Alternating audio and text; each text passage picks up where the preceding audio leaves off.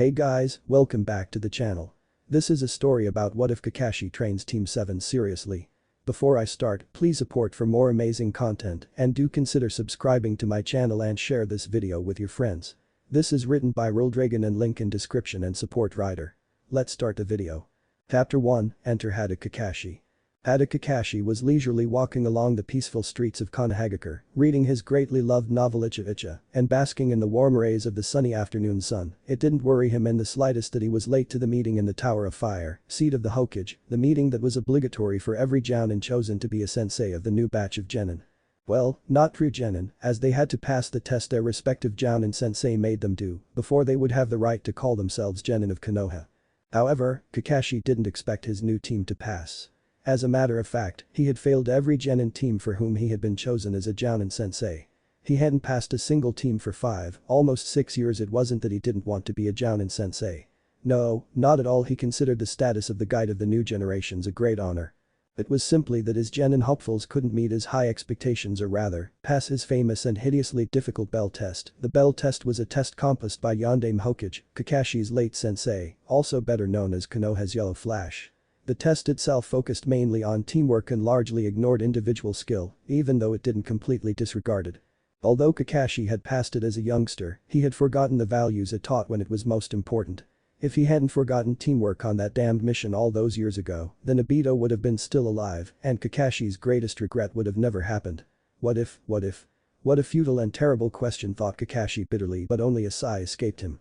It was because of his sorrowful experience that Kakashi absolutely refused to teach any brat that couldn't understand the idea of teamwork.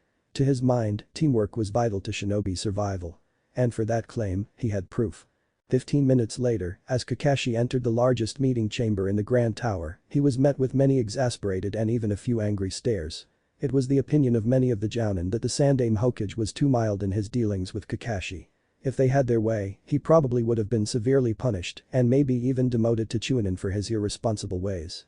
Unfortunately for them, Sandaime Hokage wasn't disgusted by Kakashi's constant lack of punctuality, and he merely occasionally gently chided Kakashi, as he had long ago came to the conclusion that Kakashi wouldn't stop his habit concerning lateness.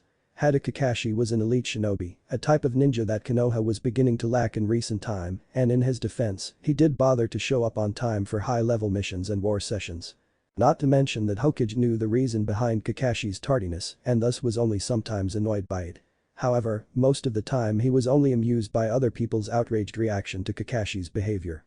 "Ah, Kakashi, so you finally join us. You are only an hour late. Well, that's a pleasant surprise. I didn't expect you for at least 2 more hours. What terrible thing might have happened to make the ever-confusing road of life so clear this day?"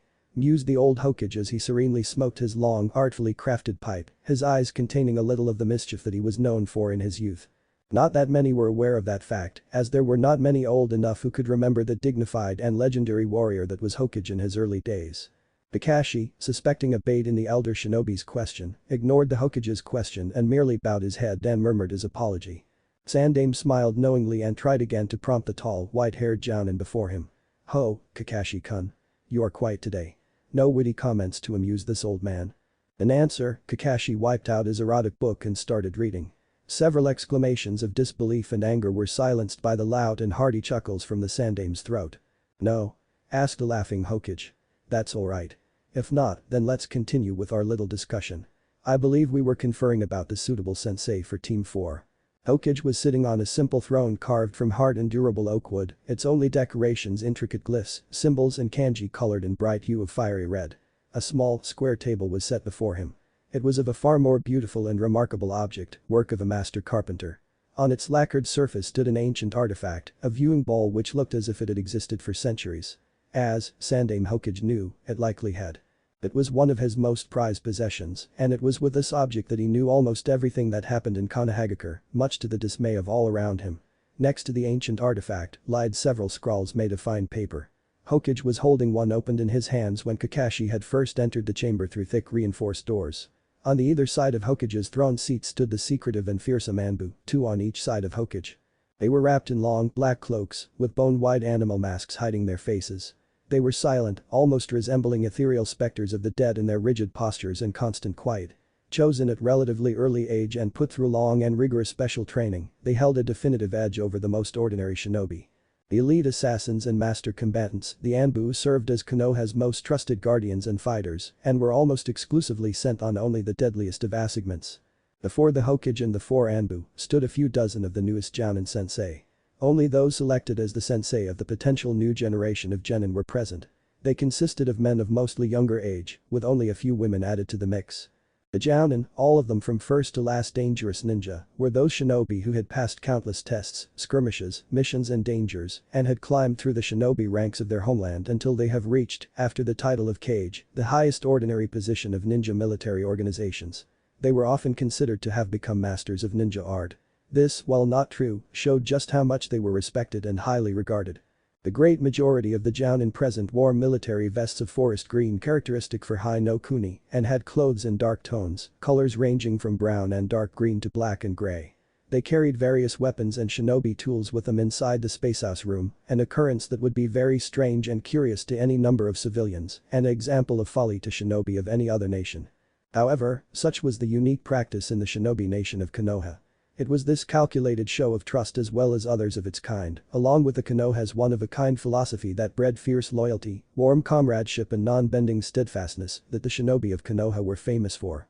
After glancing shortly around the room, Kakashi concentrated his lone visible eye on his Icha book. He disliked long meetings. Especially those that concerned him as a Jounin sensei. Although he would never admit it to anyone else, deep inside of himself, he always felt a sharp pang of disappointment and sorrow whenever he failed his newest team after deeming them unworthy. So, each new year brought only new pains to Kakashi's heart. Pains that Kakashi had had enough. He had tried to convince Hokage not to nominate him for a sensei, but time after time, Sandaime stubbornly refused. A shinobi of your skill and power must pass over his knowledge. To do otherwise would be a waste that Konoha could not handle. Not now. I am certain Kakashi-kun that some children would eventually meet your expectations. This, you can trust me. Somehow, I doubt that, Hokage-sama. Neither he nor the Hokage had changed their opinion since the last time he had tried to persuade Sandaime not to give him a new team. He then returned to his ears listening to the conversation in the chamber in case something happened. He had just finished the next LST chapter when the last sentence of the aged Hokage forced his one eye wide open. Well, since that's settled, let us go on to the next team. Team 7. Haruno Sakura, Uchiha Sasuke and Uzumaki Naruto. Kakashi's team. Sandaime felt a certain morbid humor at Kakashi's expense as the gangly one-eyed Jounin stared with a petrified expression on his face. What? Kakashi managed to somehow utter through his lips. Your new team Kakashi. Team 7. Answered the somber leader of Kamehagakure. Kakashi felt like a breeze could knock him over. His thoughts whirled in his head without order or form. Quickly, he compassed himself and uproariously thought. He's giving me them. Sensei's legacy and the last of the Uchiha. Shit, I forgot that they also graduated this year. How on earth did I get them? But Kakashi had his doubts. While being one of the most skilled of Konoha shinobi alive, Kakashi was also trusted by Sandaime, and the elder Hokage valued his opinion. It was a form of ultimate trust that he was given the position of sensei of both the Konoha's Jinchuriki and the Uchiha survivor. He was also the only one able to properly teach the Uchiha, or at least as far as Sharingan was concerned. Each of them by themselves were huge problems. But together, they were one so great a problem that it was even tiring to think of it. Then he remembered the Sandaime's stubbornness when he practically begged him not to nominate him as a sensei any longer. So that's what he had planned all along, eh? He should have warned me. Kakashi's thoughts were stopped by Hokage's solemn words as he spoke. We will speak further about this after the meeting, Kakashi. The ancient bittersweet smile on Sandaime's face and the understanding in his eyes relaxed Kakashi immensely, who found himself nodding. He started glancing around the room and concentrating on anything else except his new tenure as the sensei of Team 7. Sandaime noticed this and just gravely shook his head and then continued in a more normal voice. Now, on with the teams. Team 8 will be Aburame Shino, Hyuga Hinata and Inuzuka Kiba. Several hours later, Kakashi was silently standing in the Hokage's somewhat small and cozy office where they have gone after the meeting had ended. For once, he wasn't reading his perverted novel. Too much was on his mind to even pretend that he was reading the book. Instead, he was staring at the cream-painted walls, trying to come to the terms with his new responsibility. Sandaime watched him for several moments, then quietly said. Kakashi, you know, or at least suspect why are you here. We need to discuss your new position in greater detail. Now before you say anything, I want you to know that you were the only one I could trust with something like this. Why asked Kakashi, his tone and face unnaturally blank. You see, Kakashi, the true reason why is threefold and in no way simple. The first reason, it is because of Naruto. You know the lengths I have gone to protect him and aid him in any way I can. Sadly, I have accomplished little, so very little. You might have heard, or even know, how is he treated. You also know how should he be treated. You may have heard that he is a quite spirited boy, one full of energy which he uses for his pranks. I believe you may have saw the last one. Also, by now I think that everyone has heard about his dream of replacing me, said Hokage with a little grin on his face. Kakashi had to smile. The monument joke had been quite hilarious. And the boy's dream, while being an ambitious one, was also an admirable one. Seeing Kakashi's nod and smile, Sandaime continued. He appears to be a person that never broods or is depressed, despite his many failures, disappointments and the harsh life he had led. He appears to always smile and laugh, and that the villagers' glares don't affect him. The problem is Kakashi, it only appears to be so. What he wears is a mask not perfect but believable enough. And nobody seems to notice this. No one except me and perhaps Yumi no Ruka, one of the Chunin sensei who work at the academy. He is quite fond of Naruto, so much that their relationship is becoming like that of an elder and younger brother. I am afraid nobody except me and Haruka sees Naruto's mask. I am afraid that nobody except us sees it because nobody else cares. The only ones left who are at least a little friendly to him are the holders of a nearby ramen stand called Ichiraku, ran by father and daughter. Naruto is hurting deep inside and no one cares. I am afraid what will become of him if this continues much longer. His pain may become hatred and rage, and he might start becoming a beast that villagers falsely accuse him to be. They don't understand that they themselves are creating the demon. I couldn't live with myself if his blue clear eyes become the demonic red of the Kyuubi. He might be stronger than that, or his hope and dream might preserve him, but even the kindest and best of humans have their limits. He needs help, Kakashi, very much so. Kakashi was deeply troubled by this. He sometimes saw the kid on the streets, but every time he saw him he was satisfied to see him strong and laughing. Now it seems that he also was fooled. Sandaime continued. Second, Uchiha Sasuke. Out of all young men in whole Konoha, he alongside Naruto worries me the most. The fate had been cruel to him, very much so. To have his entire clan killed, including his father and mother, by the very person he admired most in the world, and then mind tortured by that same person, it was beyond devastating for him. It shattered both his mind and heart. His mind mostly recovered, heart not so. The only thing that matters to him now is vengeance and the power to achieve that vengeance. He is cold, antisocial, brooding and often arrogant and insulting to his peers. I don't want another Orochimaru being created before my very eyes and me not doing anything to stop it. Sandaime concluded, his face set in stone and voice hard as steel. Kakashi stood quiet for some time before asking. What about the girl, Haruno Sakura? Sandaime smiled beamingly. Sakura is a bright young child with a normal past and more or less happy childhood. While her knowledge is good, her practical skills are rather bad. She also has some amorous feelings for Sasuke, which he doesn't return. On further note, Naruto has a crush on her, which she doesn't return because of her feelings for Sasuke. It would be quite an amusing love triangle actually, if one wouldn't know the pasts of Naruto and Sasuke. Said Sandaime, chuckling and shaking his head. And the third part of the real reason for me to train them. The third reason is that you are the only one both skilled enough and connected with them enough to be their sensei. The task that I entrust to you is of great importance to Konoha. I ask you to make tremendous shinobi of them, since the time will come when a Jinchuriki and last loyal Uchiha will be ours, aces in the sleeve in case of war and any other crisis, and they would be pressured to become Konoha's finest weapons. I told you their problems, I want you to help them with those problems, I want you to teach them how to be human again and how to mature, how to build or rebuild their lives, in essence to guide all three of them.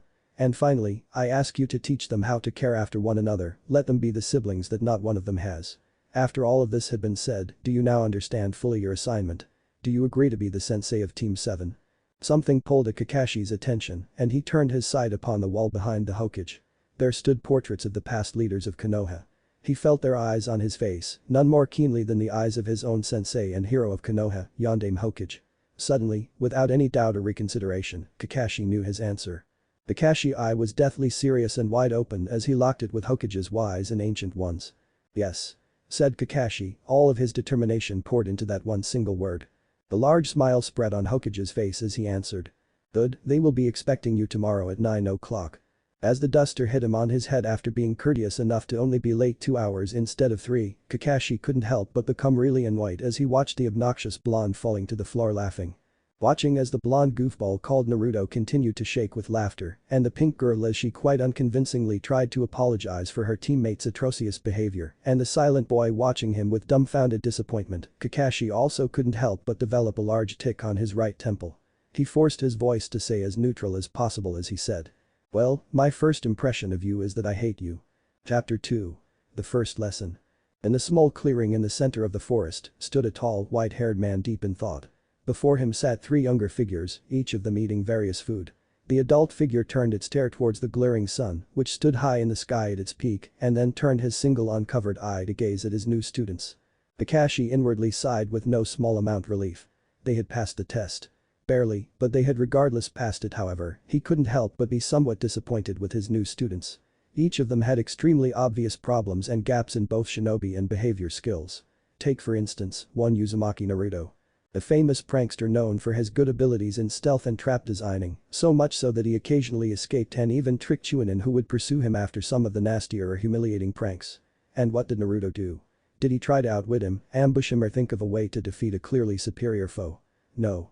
He throws caution to the wind and challenges a Jounin to one-on-one match. It was a sign of stupidity that staggered Kakashi with its eyes. Not only that, but Naruto seemed to lose almost all of his creativity when fighting. He would simply create as many shadow clones as possible and lead a straight assault towards his opponent, all the while hoping that the numbers and his own determination would prevail.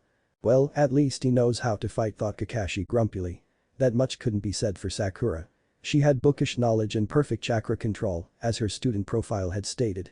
However, she lacked any other skills shinobi needed, other skills that the academy was supposed to teach her. Other skills that her profile, as well as the teachers of the Ninja Academy who were responsible for putting it together, had affirmed. During the bell test she had actually fainted because of a simple, low-level illusion. She had been by far the greatest disappointment. However, it was still Naruto who had been bound to the middle stump. It had been a gamble on Kakashi's part, one which actually had worked out for the best. And as for Sasuke, Kakashi heaved a large sigh.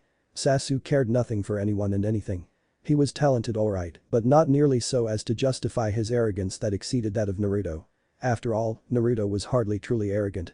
Sasuke, on the other hand, had an actual aura hanging around him, one proclaiming his superiority. He reminded Kakashi of his younger, far more foolish and despicable self. Sasuke also seemed to possess a cold indifference to the well-being of people around him and an ongoing disinterest for other person's feelings and opinions. Fortunately, he'd expected something similar to that, only not on so high level. Again he inwardly sighed. Something that I've been doing far too many times in these past 2 days, Kakashi thought with annoyance. He also had a sinking feeling that it would probably become another habit of his. Putting back that fear at the back of his head, Kakashi watched as his students finished their lunch that he had left in bento boxes. After they have finished their meal, Team 7 heard their new sensei clear his throat and say in his distinctive laid-back voice, "Well, since we are a real team now, I want us to reintroduce ourselves yet again." Seeing Sakura and Naruto opening their mouths, likely to complain, he quickly added, "I know what you are going to say. Yes, we had already introduced ourselves earlier, but since I didn't expect you to pass, we obviously hadn't had a real introduction. Well, I think I will go first, as I had told the least amount about myself this morning. Also, do note that I will ask you some questions, some that you will have to answer, like them or not. Otherwise, you will get a really nasty surprise." Only grunts could be heard from the sitting children as they impatiently waited their teacher to begin. They were clearly dissatisfied, and while none of them was particularly happy with their sensei's announcement, the newly promoted genin still couldn't force themselves to disobey their dangerous teacher. "Well, as you all know, my name is Hada Kakashi. I like to read and watch works of art, such as the renowned Icha Icha series. I also like dogs, salt-fried sori, drinking sake during celebrations, bathing in famous Bainikura public baths, and many other little things that you will probably discover during these several following years. I dislike Iwa ninja, betrayers and anyone calling me old because of my hair. A warning for the future, whoever calls my silver hair gray or white will pay. Am I understood?" After being met with 3 hasty nods, Kakashi continued, "As for my dreams, I didn't have any at all, well, until now. But now that I am your Jounin sensei, my dream is to do everything in my power to aid all 3 of you in any way I can and to help you achieve your dreams." The genin stared at their surprising sensei and couldn't help but smile. Naruto positively beamed, while even Sasuke's lips curved for a moment before his face returned to their customary scowl. "Well, that's enough about me. Now, Naruto, I believe it's your turn. I am Uzumaki Naruto. I like Sakura-chan, Iruka-sensei, Sandaime Jiasen and pranking. I also adore ramen. It is the food of the gods. I dislike persons who judge people without getting to know them, self-centered bastards and the color white. My hobbies are training, pranking, eating ramen at Ichiraku and listening to Jai-sen stories. My dream is to become Hokage and to surpass all of them before me. Sasuke snorted while Sakura kept her thoughts to herself. A snowball in fires of hell has more chance of surviving than does Naruto's dream have of actually becoming reality. Kakashi meanwhile nodded and said with a smile visible underneath his mask. Well, that's certainly a dream worth striving for, Naruto. I will do my best to help you with it. At Kakashi's words, Naruto's face brightened even further. Kakashi then turned to Sasuke and motioned him to speak. Okay, Sasuke, your turn. All of you already know my name. I like acquiring new jutsu and learning anything that could help me become stronger. I dislike being held back, stagnation and people who distract me with foolish things.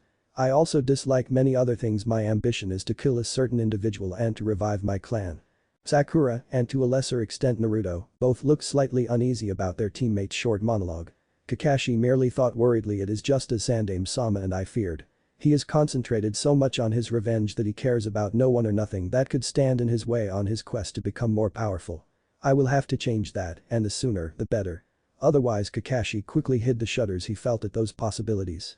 He, as much as the Sandaime, didn't want another Orochimaru formed under his very nose. Retaining his iron self-control in the outside world, Kakashi merrily continued, and finally, you Sakura. Let's hear it. Well, my name is Haruno Sakura. I like reading, flowers, cats, Sasuke-kun and many other things. I dislike Ino, Naruto and anyone who stands in between me and my love. I also don't like bullies and chores. I don't have any real hobbies except reading books and going on walks in Konoha's parks. My dream is, well, it's a secret. Naruto looked hurt while Sasuke looked almost uncomfortable. A typical teenage girl with a crush. Thought Kakashi tiredly. Kami, I am too old to deal with that silly kind of stuff. Okay, then. I am going to ask you some questions. Please remember that you have to answer them truthfully. Hearing annoyed grumbles, Kakashi asked his first question, Naruto, why do you hate the color white? Interested, the other two children waited as Naruto grew unusually quiet. Naruto was silent for a few moments, then sighed and answered, it just represents to me pain and death. That's interesting, albeit not very surprising. White would remind him of hospitals, which a person like him would only associate with pain. Kakashi nodded understandingly and asked again. And why do you want to be the Hokage? The fierce exclamation from Naruto surprised him, as well as Sasuke and Sakura, who had been carefully listening to Naruto's uncommonly silent voice. To prove that I'm not a nobody. To prove that I will be someone important, someone who can be respected and not ignored. So that everyone will have to acknowledge my existence. And to protect everyone else from suffering the way I did. Finished Naruto his speech, his voice reduced to whispers at the very end. Sakura stared with confusion at Naruto, while Sasuke had a gleam of curiosity in his eyes, curiosity which he soon forcibly suffocated. Kakashi nodded and then turned to Sasuke. That will be enough. Naruto just blankly nodded at Kakashi's sentence, not even properly registering it. Sasuke, tell me, what do you like to eat? Hush stretched as all present stared at Sasuke until he replied in slightly confused and irritated voice, tomatoes. Naruto soon snapped out from his reverie by the sudden silence and chuckled when he heard Sasuke's answer, his good humor slowly returning. He actually likes to eat something. Sakura on the other hand quickly committed this fact to memory. And Sasuke, who killed your clan? Utter silence reigned as all three of Genin turned to gaze at Kakashi. Sasuke could feel his blood boil, his anger mixing with confusion and surprise. How can he not know? He's a jounin for Kami's sake. He must know, Itachi is one of Konoha's most famous missing nin, present in every bingo book. Then why the hell is he asking me this? Why do you ask? Said Sasuke menacingly. It's impossible that you don't already know, so why? Kakashi stared impassively at Sasuke's wrathful face and then answered calmly and evenly. I do already know. But your teammates don't. That doesn't concern them at all. It's my life, not theirs. They have no reason nor right to know. Raged Sasuke before Kakashi's cool and collected voice cut him off like a knife. On the contrary, Sasuke. They do. They are your teammates, and even if they weren't, the identity of the murderer is not a secret. They could easily find out. I merely wanted to make sure that they heard it from your mouth and not from somebody else's. Wouldn't you prefer it that way? Sasuke gnashed his teeth as he tried to control himself. Then with all of his willpower he slowly forced himself to be calm. In an icy cold voice he answered, fine. The whole Uchiha clan, down to every man, woman and child, including my family, was killed by Uchiha Itachi, my elder brother.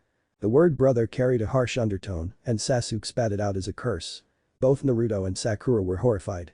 Twin expressions of sympathy and shock were on their faces. Spotting their faces, Sasuke viciously snarled, "I don't need your pity. I don't need anyone's pity.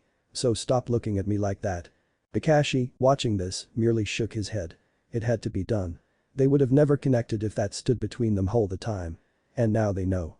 Kakashi waited some time to let Sasuke calm down and others to take it all in before calling to Sakura, "Sakura, why do you dislike Naruto? He's your teammate from now on, and I think he deserves to know why. He's annoying, loud and stupid. He makes lame jokes and is always focusing only on his stupid pranks. And he is always screaming my ears off with his shout, Sakura-chan. Also, he always distracts me from talking with Sasuke-kun." If Naruto looked hurt before, he now looked heartbroken. After several moments, some of his grief turned to anger and he practically growled, "Okay then. I won't distract you anymore from your precious Sasuke, Sakura." "Good. You do that." She responded right back at Naruto, also somewhat angrily. However, why was she angry when Naruto finally stopped pestering her? She didn't know. That didn't go over too well. "I didn't think that Sakura would feel so much animosity towards Naruto. It is cruel of me thinking her reaction a relatively good thing, but at least Naruto won't be burdened with a meaningless crush anymore. However, it may complicate the team dynamics for a while. Well, I'll have to make it up to Naruto later. As for Sakura, I have to do something about her crush too. A teenage girl obsession has no place in a Kunoichi's life. Also, something must be done to temper Sasuke's obsession with vengeance." "Oh, Sakura, one more question. Has anyone in your family ever been a shinobi?" asked Kakashi Sakura, who answered with confusion and trepidation. "No, I'm the first one.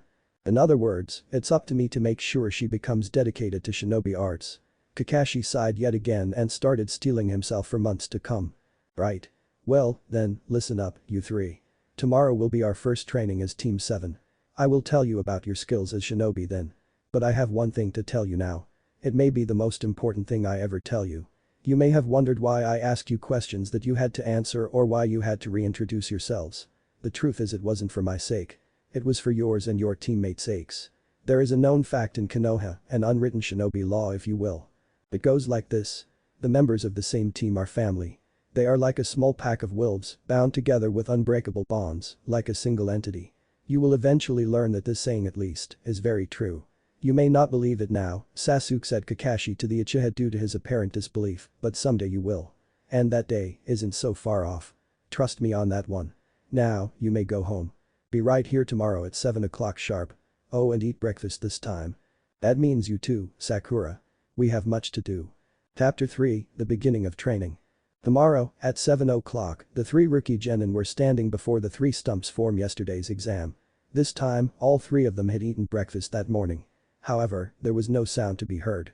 Even Naruto, usually loud, was silent. The still and silence started to slowly get to Sakura. She wasn't used to quiet, nor did she particularly liked it.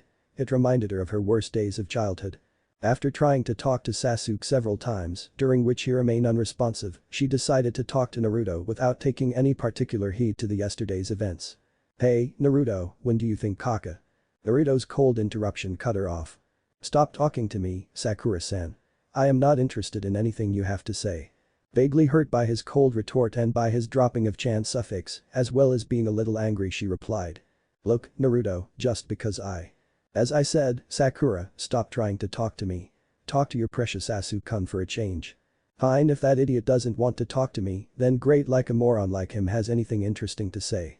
"Sasuke-kun, what do you think Kakashi-sensei will teach us?" Sasuke merely uttered a non-committing shrug, but in her desire to fill the silence, Sakura asked yet again. "So, do you like to eat anything with tomatoes?" Yet again, Sasuke ignored her. The next half an hour, no matter what questions she asked Sasuke or how much she tried to speak with Naruto, both of her male teammates ignored her. It was half an hour later that Sakura found the outlet for her frustration in the form of her sensei. A scream from Sakura, a snort from Naruto and a glare from Sasuke met Kakashi as he appeared. "Kakashi-sensei, you are late." Ma, Sakura, don't shout so much. You see, I met a group of little kids whose balloon got stuck on a 30-meter tree and Liar, there are number 30-meter trees inside of city of Konoha. The highest tree is the one with 18 meters and it is located in Shadame's Park on completely other side of Konoha. Well, yes. Anyway, we have to get down to serious matters. I told you yesterday that I would today announce your weaknesses and strengths as shinobi. You, Naruto, have one of the worst chakra control I have even. Your taijutsu is sloppy and slow, and you don't use your head while fighting. Those are your weaknesses. Your strengths lie in your huge chakra reserves and unpredictability. Sakura, your chakra levels are horribly low, and you don't know how to release a low-level genjutsu, even with your good chakra control. Your stealth is lacking, as is your physical constitution. Your strengths are the before-mentioned chakra control and academic knowledge. Sasuke, your taijutsu and ninjutsu are good, as is your stealth.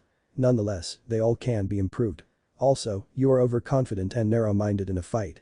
Those qualities very often led to defeat. The good shinobi never underestimates his opponent, nor does he overestimates his own abilities. Each one of you lacks quite a few things they need to have before they can be called good shinobi. Naruto wore a scowl, while Sasuke had a nasty sneer on his face. Sakura, meanwhile, was the very image of depression. You all have your own shortcomings, but so do the rest of the shinobi. Everybody has a flaw. The shortcomings that you have will be corrected in time. I will help you there and aid you in any way I can. I had promised to make you strong, and so I shall. However, you won't get stronger without diligent hard work and without working on your flaws. You'll need tenacity and determination. So, the question is, will you work hard for your goals?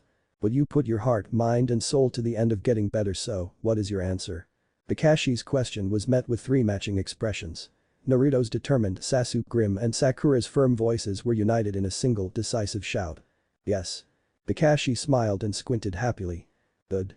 Let the training begin. We'll start with increasing your physical strength and your body's efficiency and performance. You know those pre-training exercises they teach you at the academy, do them. After that, all 3 of you, I want 60 push-ups, 100 sit-ups and 75 leg-ups. In a little over than 30 minutes, all 3 of them were done. Okay, 2 minutes rest, then again. The next following 3 hours, Kakashi had them do many and various exercises for different body parts, with a rest every 20 minutes, each lasting a minute or 2. After the end of it, Sakura couldn't lift herself up from the ground, while Sasuke was also hard-pressed to move. Naruto, on the other hand, while being quite winded, was still capable of standing straight. Sasuke, seeing the dead last almost unaffected, pushed himself up to his feet and forced himself to stand. Kakashi inwardly smirked quite maliciously. We are going to have a lot of fun these following several months, hehehe. Excellent, you 3. Now rest and then we go to run some laps around Konoha. Sakura loudly groaned, while both Naruto and Sasuke were distinctly unhappy with the prospects of running laps around Konoha. Seeing their expression, Kakashi's smirk only widened. Now, kids. Remember, no pain, no gain. Easy for him to say. Naruto grumbled. Team 7 spent the next following 3 weeks working hard on their endurance and strength. From morning till dusk, they would exercise, lift and carry rocks, swim, climb, run, and once they even had to jump across the rocks scattered all over a river that led to a waterfall. Luckily, nobody had lost his or her balance and fell into the river. Sasuke, initially far behind Naruto in terms of stamina and endurance, had greatly improved and was quickly closing the gap between himself and Naruto. Or he would have, if Naruto hadn't improved almost just as much. While Sasuke had the stamina close to a rookie Chunin now, Naruto easily had the stamina of a Jounin. Sakura meanwhile, had benefited the most. She had been forced to abandon her diet and eat normally so that she could keep up with Kakashi's harsh rhythm. While she wasn't even close in terms of stamina to Sasuke and even further from Naruto's insane endurance, she was on the level of an average genin, which was much better than her former level of being almost a civilian when she was among the worst of academy students at physical fitness. Unfortunately, however, Kakashi's students hadn't improved as much socially. Naruto and Sakura were still not speaking to each other, while Sasuke was unsocial as ever. It was after those 2 weeks that Kakashi decided that they had enough exercising for now. Okay, I am satisfied how far all of you have progressed. Because of that, I decided that it is time for us to start taking missions. Seeing and hearing his students' happy exclamations, with even Sasuke wearing a satisfied smirk, Kakashi had to smile. Pity that their happiness will stop to last when they found out just what kind of missions will they perform. Well, it's all part of becoming a shinobi. On another hand, I will test each of you in weapon throwing skills. If you need work in them, we will reserve the afternoons after the missions for trainings, so we could make you better at it. We will also keep doing an exercise or 2 in the mornings, along with an occasional lap around Konoha or a short swim in a lake, just to keep up your physical fitness. As Kakashi had thought, none of his students was particularly happy when they discovered that they would be performing D-rank missions, or as the collective society of Konoha's genin called them, chores, after their first mission, which consisted of running errands for a retired weaver who had unnatural love of cats. The members of Team 7 were in a quite foul mood. Seeing this, Kakashi immediately ordered them to run laps around Konoha until they cooled off. He had no intention of giving deadly weapons to a group of psychotic angry brats. No matter how cute his students were normally, they turned into terrifying monsters when in a truly bad temper. Later that afternoon, he took them to a special designed training area that was a perfect spot for practicing the use of various weapons. Listen up. I want each of you to throw 10 weapons at the targets there, 5 kunes and 5 shurikens. Kakashi pointed to targets that were attached to trees 20 meters away. Naruto grinned cockily. Piece of cake, I'll go first. He took a step forward and threw 5 kunai in quick succession without much aiming. Out of 5 thrown, 4 hit the tree, but only 1 was even near the center of the target. Let's see you throw shuriken. Sure, Kakashi-sensei. This time, Naruto aimed a little longer but was rewarded with better scores, although not by much. All of his shurikens hit the target, while yet again only 1 was near the target. I am feeling generous today, so I'll give you a 5 out of 10 for kunai and 6 for shuriken. But I shot better than that. Actually, no. You wasted 1 kunai and only 1 was even near the center of the target. As for shuriken, you were better there as you didn't waste any of them, but the rest was the same result. After I evaluate Sasuke and Sakura, I'll return back to you. Naruto frowned and muttered under his breath. Okay, Sakura, now you. Hi. Sakura, determined to do better than Naruto, also being jealous because of Naruto's enormous stamina, took one big breath and then quickly threw first shuriken and then kunai. Well, you did better than Naruto at least. Out of 5 shuriken, all 5 hit the target, also 3 of them hit the center. Out of kunai, 1 missed completely but 2 hit near dead center. What I am going to give you, let's see, 8 for shuriken and 6 for kunai. Sakura's face brightened while Naruto's darkened. And finally, you Sasuke. Let's see it. Chan, said Sasuke confidently as he marched so that he could stand in line with his target. In a few seconds, all of his kunai hit the center or very near center, while 4 out of the shuriken hit the center with only 1 piercing the outer rim. Well, you did the best. You get a 10 for kunai and 9 for shuriken. Sasuke smirked widely. See that, idiot, that's how you throw weapons. If possible, Naruto's face even further darkened until it resembled a stormy dark cloud. Now Sasuke. No gloating. Well, Naruto, since you are the one with the worst score, I guess that means I'll help you first. Let's start from the basics. Namely, how to hold different weapons and how to correctly throw them. You too, listen to this also, I'll tell you some stuff that they don't teach you at the academy. So, a kunai is held like this, but there are other various grips that you can. The following week, Kakashi taught his students all that he knew about the basic shinobi weapons, kunai and shuriken. He also mentioned some other tools that shinobi can use, like wires and smoke bombs, but he mainly stick to throwing weapons. He told them everything about them that he had learned under the tutelage of Yondaime, as well as what he learned during his days in Anbu. He showed them various grips, ways to throw weapons, how to hold them and use them effectively. He also taught them how to hit dead centers without aiming long and how to fire accurately in rapid succession. Now both Naruto and Sakura could hit 10 out of 10, with Sakura being still somewhat better and of surer hand. Sasuke meanwhile, had achieved his long-lasting desire of being capable to hit every target of a special exercise area located in woods outside of Uchiha clan compound. He had dreamed of being capable of doing that ever since he saw Itachi do it with ease. While he finally succeeded in doing it, it still wasn't with ease of his elder brother. That however didn't anger Sasuke. After all, before he was first trained by Kakashi in weapons, he never succeeded in hitting every target on center. Now, however, after Kakashi's lesson on kunai and shuriken, he could. Finally feeling that he was doing something worthwhile, Sasuke was in a great mood the following few days, despite the dreaded D-rank missions. His teammates were quite surprised to see him so pleased about something. Well, I had increased their physical power, as well as their skills in weapons. I think it's high time for a chakra control exercise. And after that, I'll have to see if I can get them a C-rank mission. They'll need it for some real experience. Chapter 4, Preparations for the mission. The day after, Kakashi informed his team that he will start teaching them how to survive in wilderness, as well as the basics of camp making, tracking and hiding. We have to cover this before we are both able and allowed to perform C-rank and higher missions. I trust that all of you are tired of D-ranks. Or am I wrong? Angry mutters answered him. I thought so. Well, the sooner we do this, the sooner we can do the more interesting missions. So let's get down to it. For 7 days, Kakashi taught his students in the vital skills of survival during field missions. However, his students proved to be a constant source of frustration. It was only with inhuman persistence that he finally taught Naruto patience so that he could track decently, Sakura how to ignore filth and hide properly, and Sasuke how to reduce himself to building campsites. Not really sure that the trio learned their lessons, he nevertheless decided to ask Hokage for a C-rank mission. After all, they would benefit more fully from practice in an actual forest several days distanced from a town. However, when he did ask the Hokage for a C rank, the old man only replied that it was still early and promptly gave them another D rank mission. Disappointed, Kakashi decided that it was high time to teach his students a chakra exercise so that they would grow more adept at efficiently using their chakra. And they were in dire need of greater control. Sakura not so much, but Sasuke and Naruto needed as much practice and control as they could get. And he had a perfect chakra exercise ready for the fresh genins. "Today, I'll teach you how to climb trees," announced Kakashi cheerfully the day after the end of lessons in tracking and stealth. 8 hours later. They are still at it. Yeah. I can't believe those two I finished that exercise in half an hour, how can they not do something so simple? Kakashi, having heard and replayed this particular part of conversation with Sakura several times this day, thus greatly annoyed, settled for a biting remark.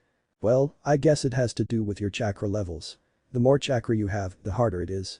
So I guess that you have a seventh of Sasuke's chakra and I won't even try to measure how much more chakra Naruto has than you. Your chakra levels are not even completely equal to that of an average genin."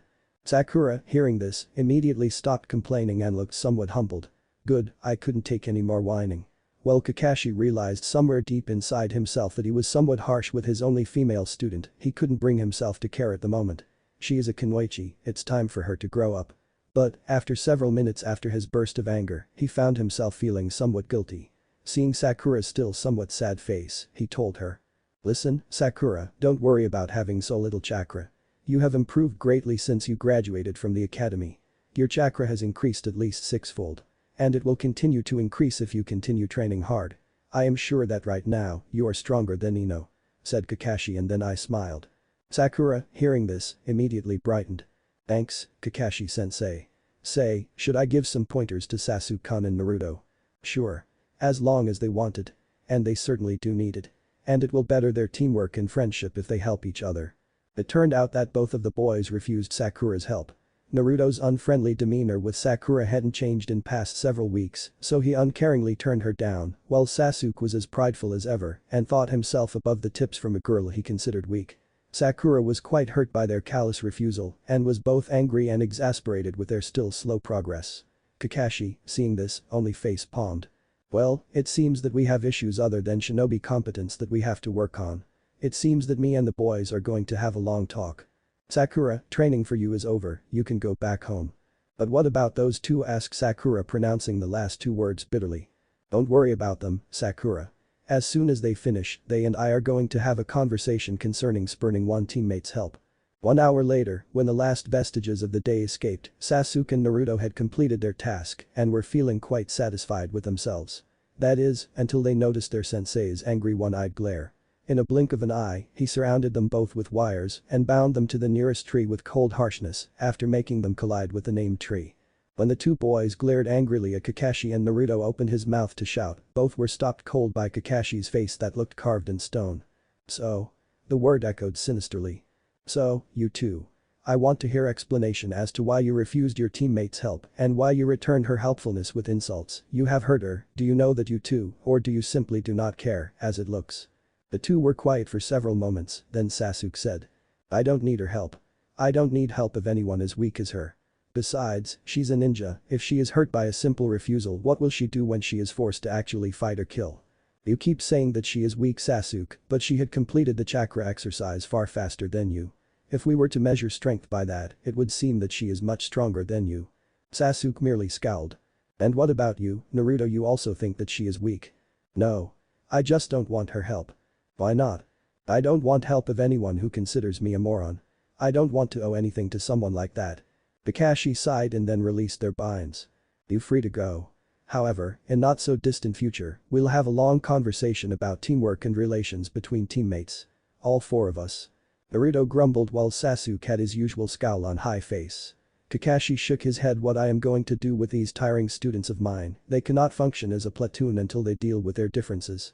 I just hope that I can get rid of that harmful tension and foolish behavior tomorrow. Wait, I have a plan, it could work, but I must work out some details.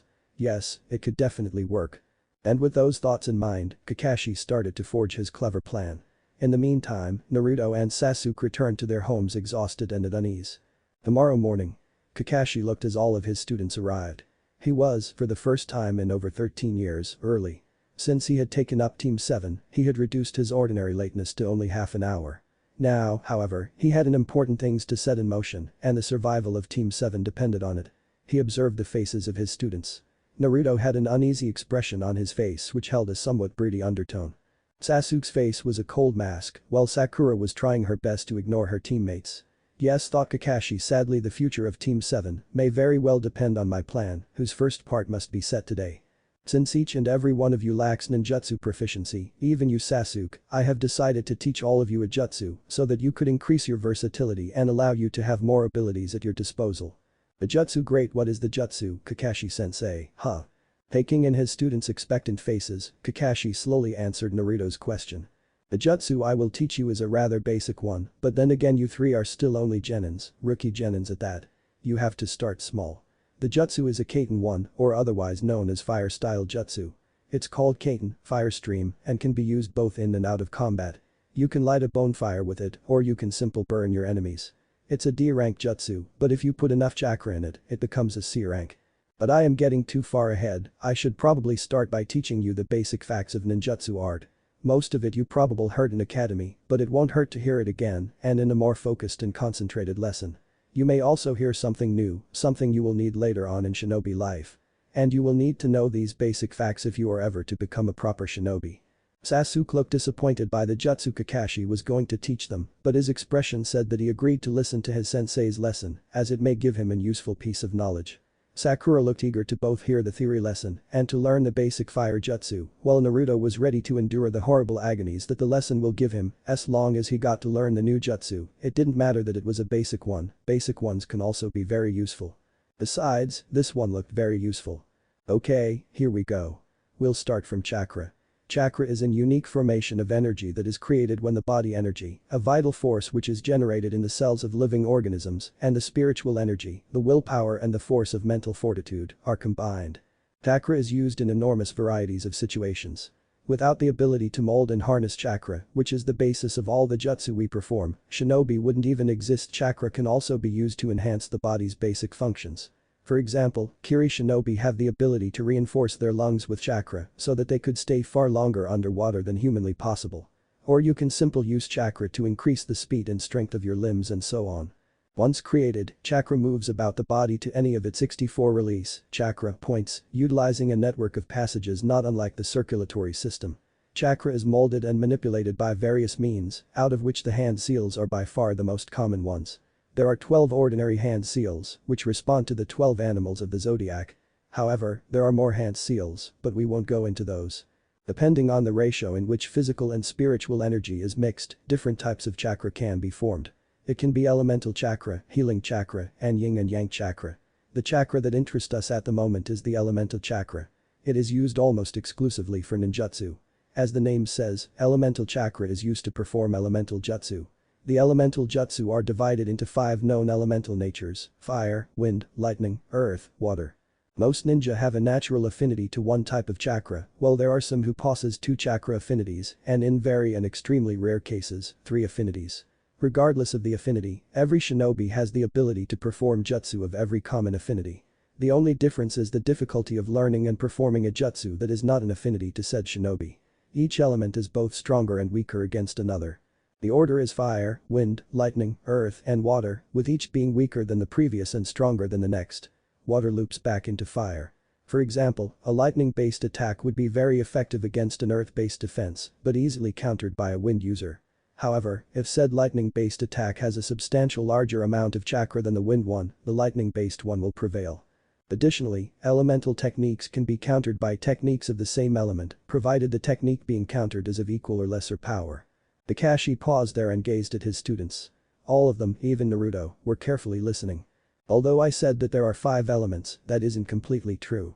There are more elements that are formed by combining the 5 common ones. However, not anybody can use these elements. Only those with a Kekkei Genkai, a bloodline limit that enables the offspring of a certain line to use and have special abilities, can use them. The jutsus are divided in 6 ranks. B rank, the jutsus that academy are teaching you, as well as certain minor jutsus that are used in making camp and other things outside of battle. B rank, the genin jutsus. C rank, the upper genin to low chunin jutsus. B rank, upper chunin to low jounin jutsus. A rank, jounin jutsus. S rank, cage level jutsu.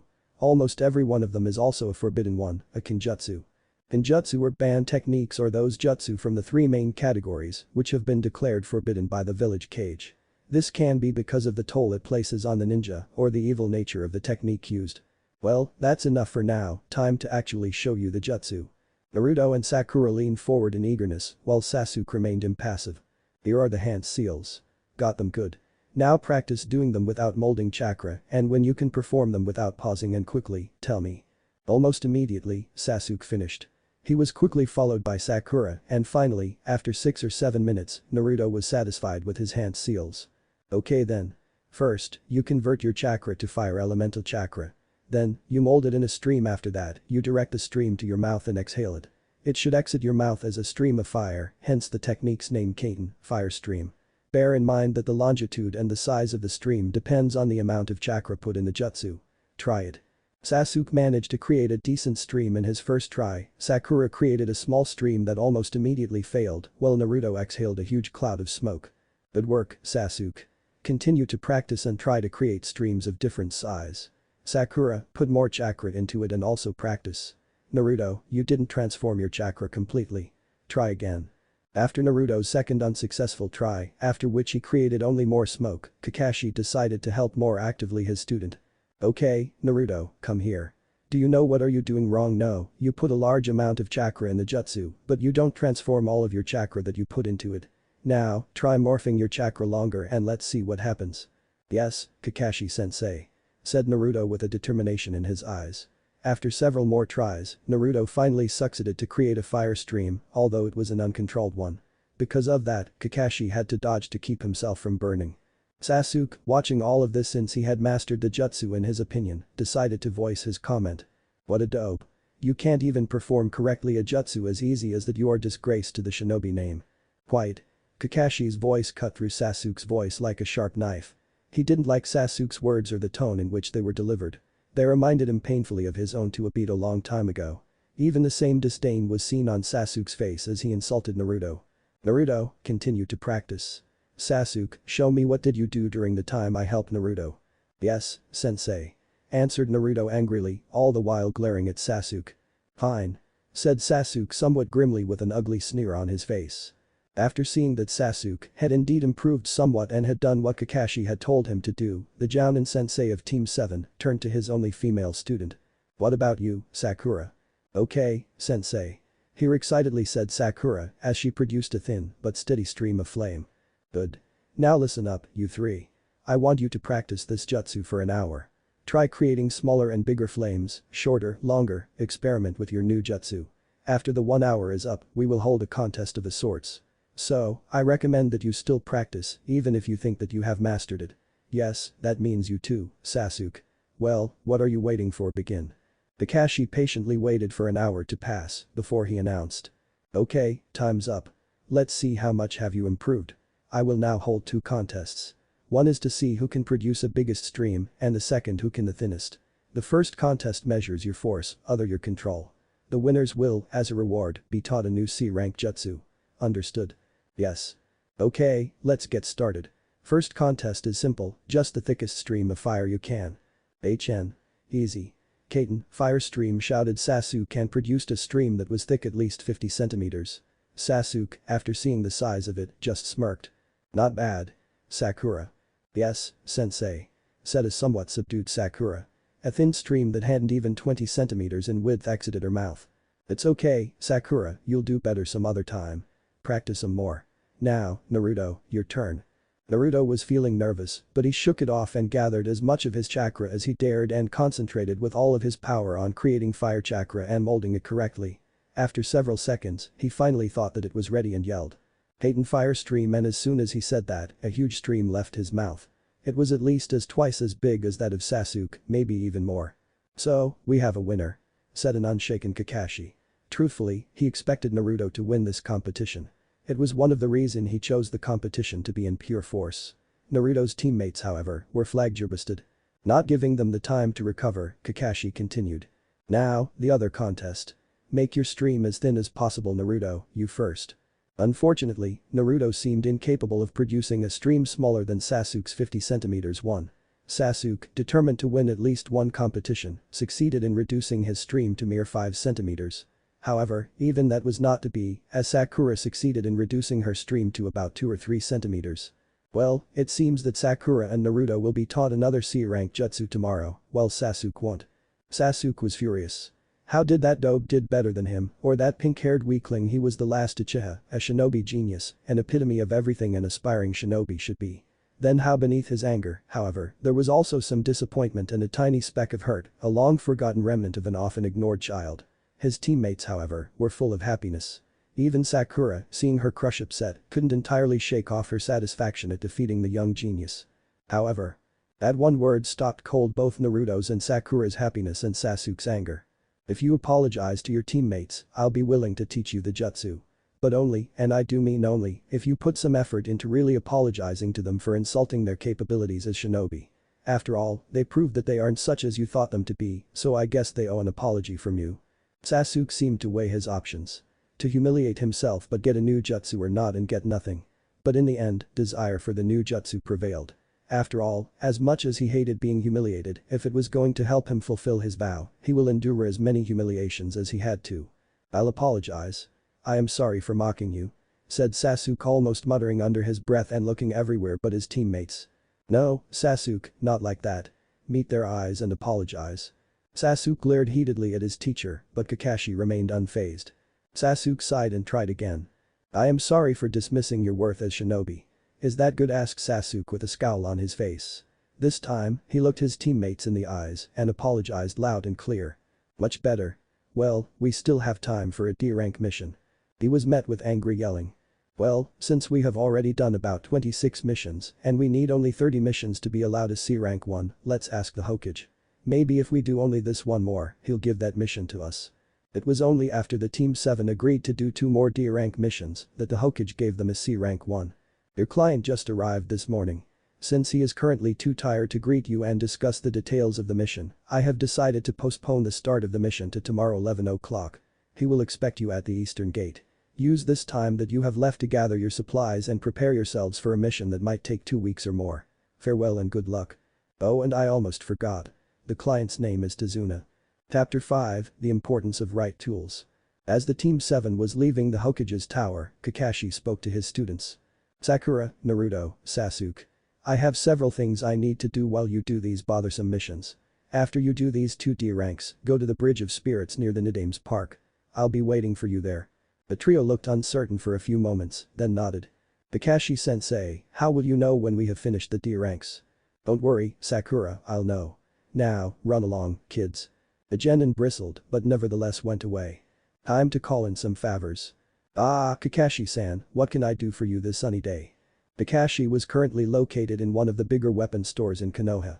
Although it wasn't neither the biggest nor the one with most profits, it had been for quite some time frequented by Anbu and some of the more experienced jounin.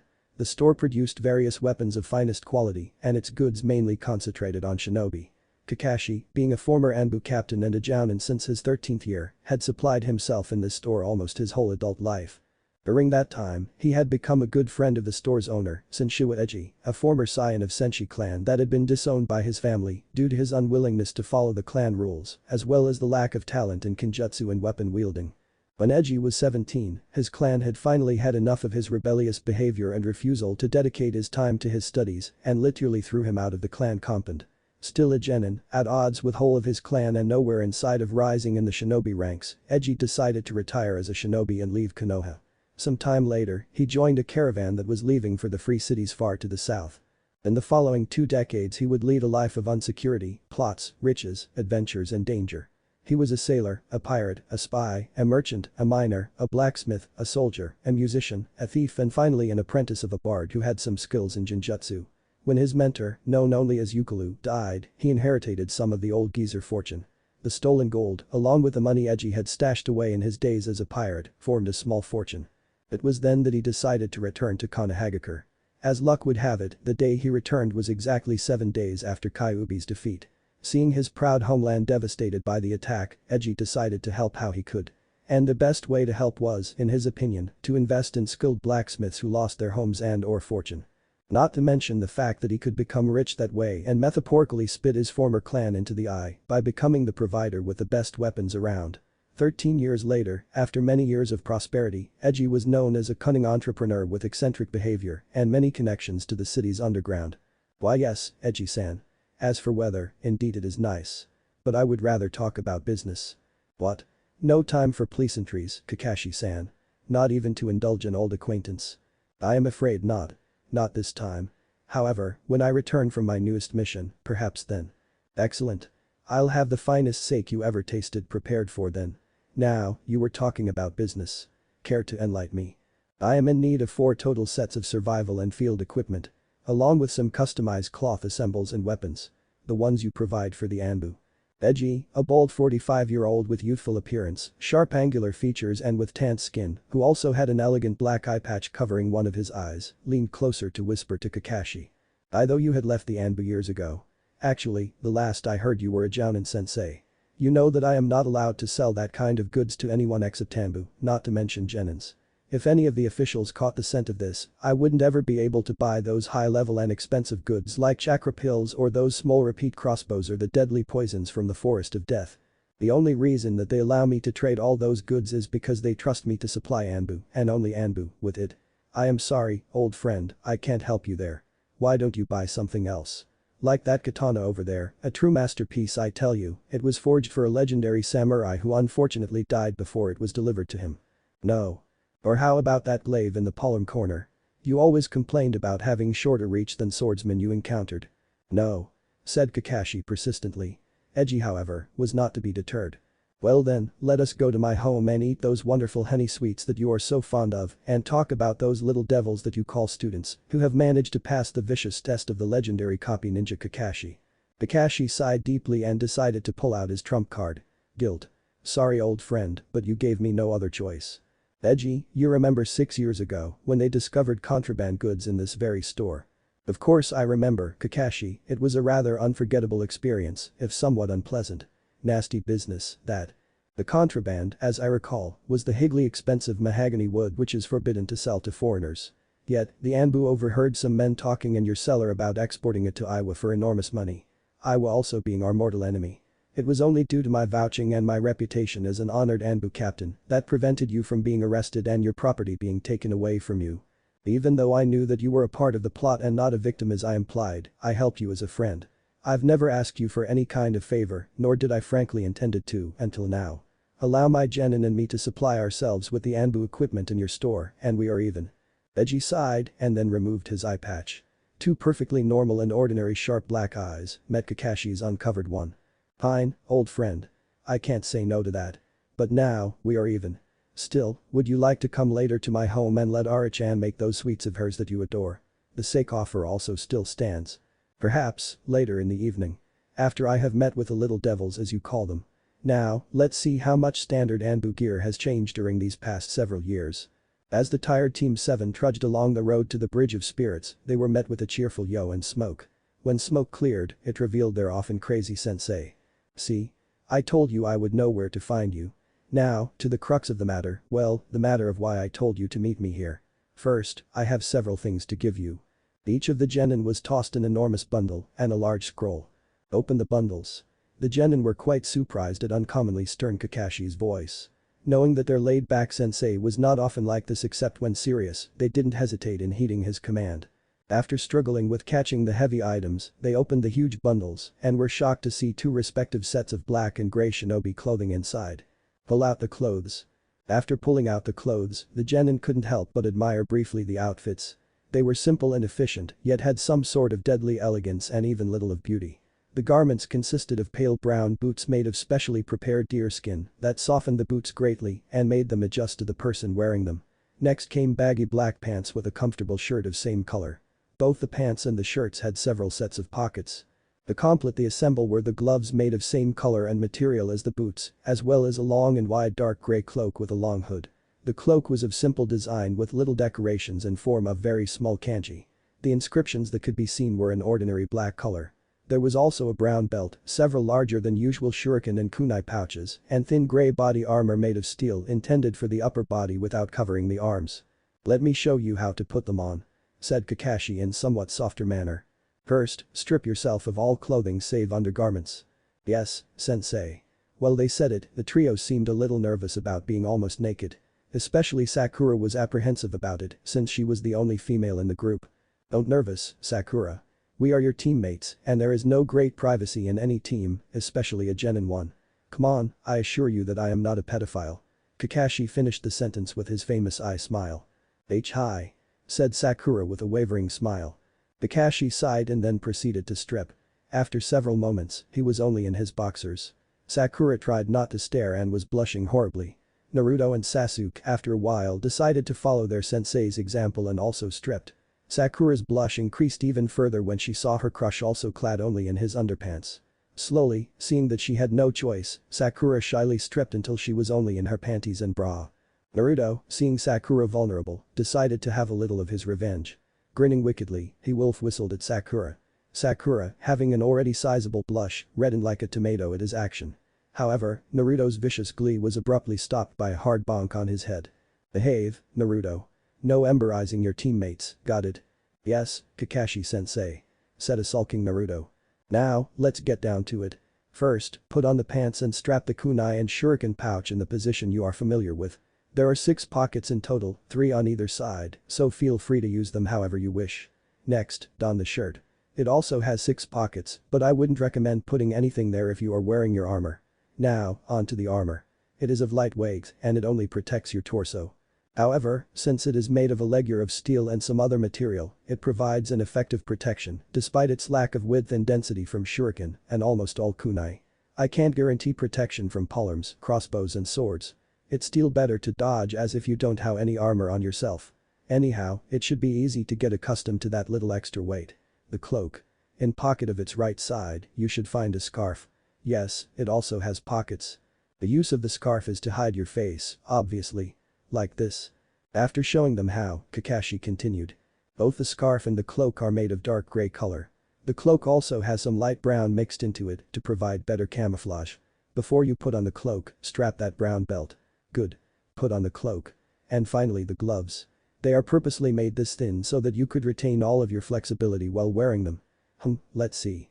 In front of him stood his genin team completely clad in the clothes very similar to what Anbu sometimes wore during the day, even wearing the scarf and the hood. It seems I got their size right after all. Well, close enough. Kakashi couldn't help but feel some pride and satisfaction at how his students held themselves in their new attires. "Now, you look like true shinobi." By the wrinkles in their scarves, he could see that they all were grinning. Well, Sasuke's expression seemed somewhere between a grin and a smirk. As you see, there are 2 sets of clothes in mainly grey color and 2 sets of cloth in exclusively black color. The black set is identical to the grey one in everything, but it has an extra bandana used for hiding the color of your hair. The grey clothes are to be worn during the day and the black clothes during the night.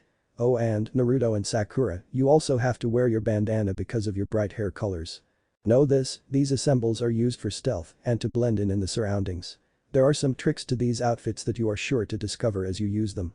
One more thing, you'll have to wear either of these outfits during any exams and any mission higher than D rank. What? But Kakashi-sensei. I don't want to hear it. You'll wear them and that's final. Remember, you represent Konoha as its shinobi. Konoha's reputation depends on how you act, what you appear like and how well you perform missions. Got it? But I like orange. No, Naruto. I have nothing against you wearing your jumpsuit in your free time or on D rank missions, although it wouldn't kill you to wear something else. However, that's your choice. Now, open the scrolls. Kakashi saw his students grumbling and sulking. After a couple of minutes of rebellious pouting, they obeyed Kakashi and opened the scrolls he had tossed them. As soon as they opened them, several bags of large size appeared in smoke. Ignoring the outbursts of disbelief and in Sasuke's case scowling, Kakashi opened his own scroll and after waiting for smoke to disappear started speaking. Listen up, guys. These several bags that are in front of you hold your weapons and shinobi tools, as well as some special stuff that you will probably find some use for. Well then, open them. As Team 7 opened the bags, their eyes popped out of their sockets. Naruto held in hand several objects that he recognized as some kind of bombs and was grinning viciously. Sakura was sporting a rather afraid and alarmed expression as she was holding a bottle of something that looked like a poison, while Sasuke was admiring the skillfully crafted windmill shuriken with a disturbing expression. However, an agitated murmur from their sensei stopped their contemplations. I know that I have put it somewhere in my pocket, but it isn't there. Where is it? There, sensei, but what exactly are you looking for? The list of all the items contained in those bags, but I can't seem to remember where I put it. Yes, there it is. Kakashi turned around from facing his students, and in a second he turned around again to face students and was holding a medium-sized piece of paper. As Team 7 was watching him strangely, Kakashi laughed sheepishly and rubbed his neck in embarrassment. I forgot that I had put it behind my hit I-8 so that I wouldn't lose it. The trio just sweat dropped. So, what did you want to tell us? Demanded an irate Sasuke. Well, I wanted to inform you of your new ninja tools. Okay, let's see what it says here. 8 windmill shuriken, it seems like every one of you has 2, so check. 4 sets of kunai and shuriken, check. 4 packages of explosion tags and stunning tags, check. Smoke grenades, check. Fire bombs, check. Steel wire, check. Senbon needles, check. Poison vials, check. First aid kit and medical pills, check. And finally, chakra pills, check. Okay, I guess that's all. As Kakashi stopped reading the list, he saw his student staring at him. After a couple of minutes of it, Kakashi had enough of it and commented dryly. Naruto, Sasuke, I am sorry to crush your hopes, but I am straight. I have nothing against people that like other men, but I just don't swing that way. Oh, and Sakura, I am not a pedophile. If you still feel the way you feel in about 10 years or so, call me. With loud proclamations of denial and expressions of true horror in Sakura's case, a blush the genin assured their sensei that they meant something else entirely. Sensei, aren't the stunning tags forbidden for everyone except a jounin or an anbu, or how about those poison vials?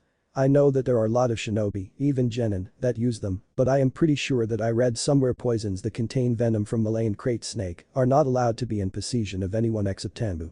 Her academic knowledge finally surfaces. My, Sakura, I didn't know that you knew how to recognize different kinds of poison. I don't. There is a label on this vial that says which poison is it. Oh.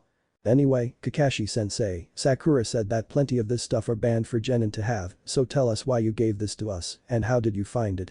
I gave these items to you to use them, Naruto. What but, Kakashi-sensei?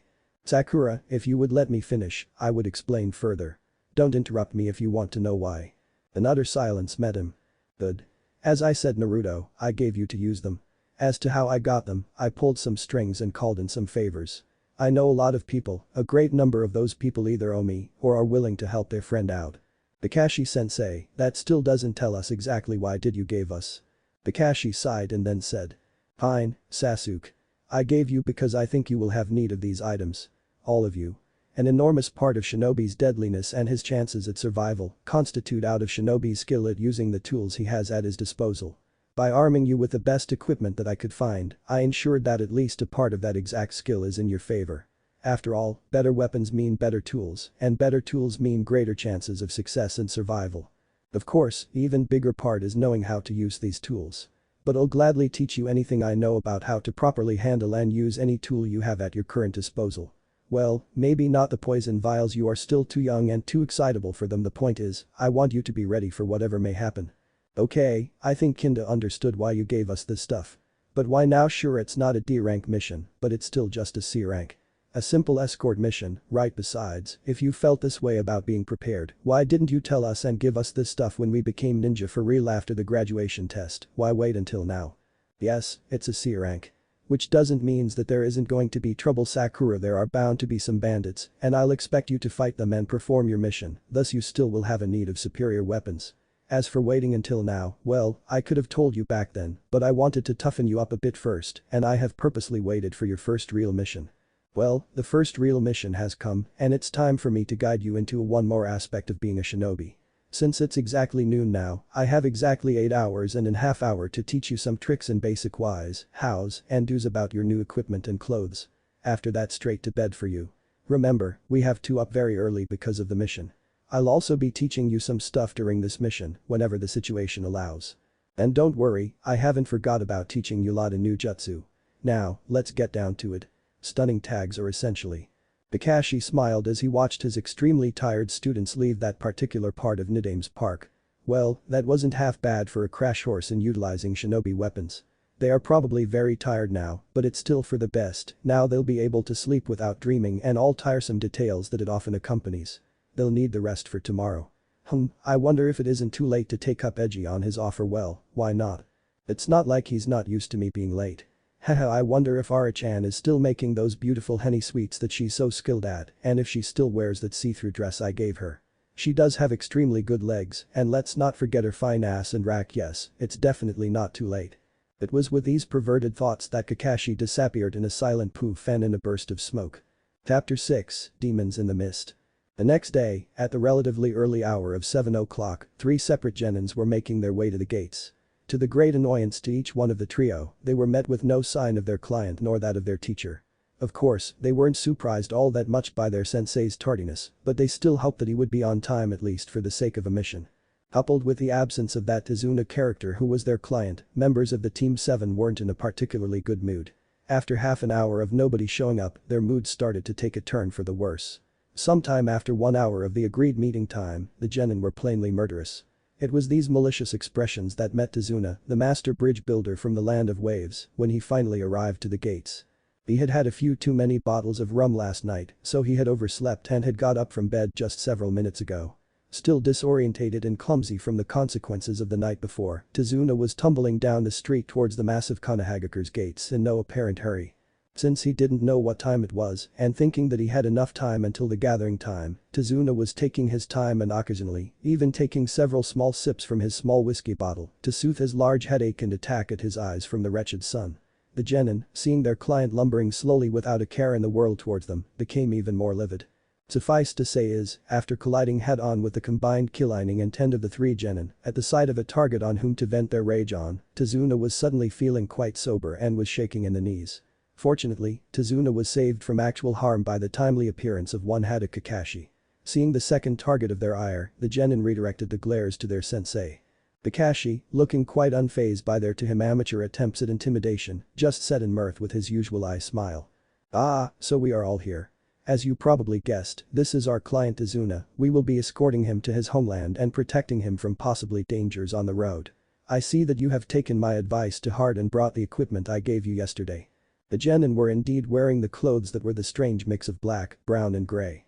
However, the cloaks were put away in the large backpacks hanging from their backs, with some parts of small scrolls containing ninja tools peeking out. They also held the necessary equipment one needs in the wilds. The Anbu plates could be spotted over their clothes on torso if one carefully looked. However, after their righteous anger at their client and sensei wore out, Team 7 was surprised to see their mentor in clothes similar to theirs, only difference being his dark green chunin vest and forest green pants. "Naruto, Sakura, hide your hair with the bandanas. Your hair is too bright, the bandanas should make them less noticeable." "What? Why doesn't Sasuke needs to hide his hair, and what about you, Kakashi-sensei, your hair is just as bad as mine." Sakura looked put out, while Naruto was clearly incensed. Kakashi just firmly repeated his command and then said. "Sasuke doesn't need to do so because his hair of a normal color, namely black. As for my hair, well why not? Although I am Jounin and don't really need stealth clothes to hide properly, it doesn't hurt to be cautious. Oh well." And with that, Kakashi tied the bandana and motioned his students to do the same. Sakura and Naruto grumblingly heeded and repeated the same motion as their sensei. Sasuke watched all this with a smirk. Tazuna, after finally bringing himself out from stupor, angrily demanded. "What? They are just kids. I paid a lot of money for my safety and I get a couple of brats." Just as he was catching breath to continue his rant, he was frozen by the killing intent that was quite larger than the one before. Kakashi, seeing his students terrorizing the client and more importantly seeing Naruto's hand itching towards the kunai at his pouch, stepped in.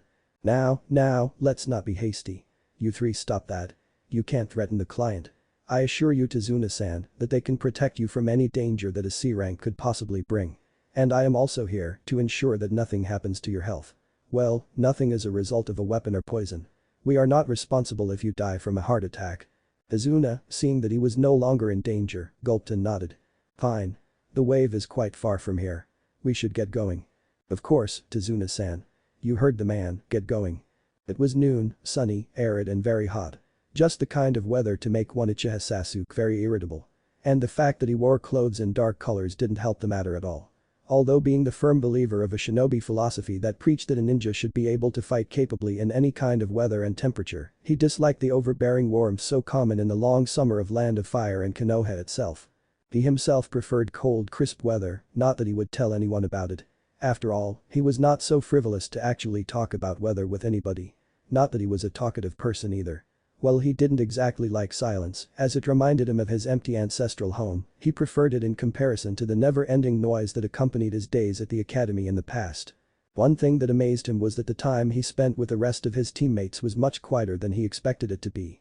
Frankly, he could find little to nothing wrong with the periods of day he spent with Team 7. They trained restlessly most of the time, and the mission were not such a waste of time if they were accomplished quickly. Even they had their purpose. If nothing else, D ranks showed the efficiency of a particular genin team that much Sasuke knew from his youth. He had learned that while his elder cousins complained to his uncles, grandfathers and others. He had learned much about the shinobi life while he was very young. While his clan was still alive. No. Don't go there. Any thoughts about his clan reminded him of his great loss, of the betrayal of his elder brother, whom he had loved as much as his parents. And any thoughts of his elder brother reminded him of the night when a person slayed his clan. For that was not his brother. His brother was a quiet, confident, solemn and sometimes helpful young man. Not a cruel cold-blooded murderous fuck that slaughtered his whole family, no, his whole clan. Not the sick bastard who tortured him with mind illusions for hours without mercy or reprieve. That was somebody else, only wearing his brother's face and form. He called that person Itachi, as he didn't know what else to call him. But that wasn't his Iniki Itachi, that Itachi was already dead. It was a cold-blooded monster that merely had the same name as his late brother. Sasuke grimaced but forced himself to the first other subject he could think of. No use thinking about it again. First 1,000 times had been more than enough.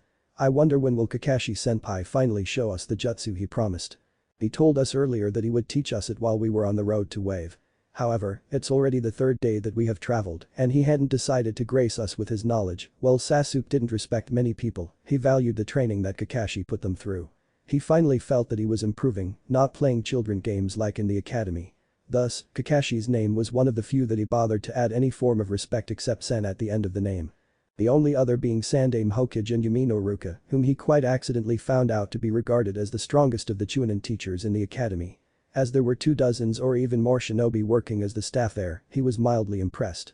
However, only Iruka had the honorific sensei in his name.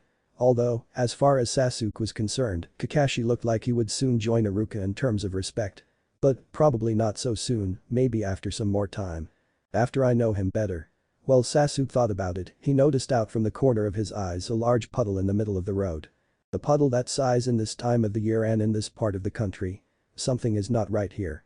Just to make sure, Sasuke walked carelessly over the small pond. Nothing happened. Strange. HMPF, it doesn't matter anyway.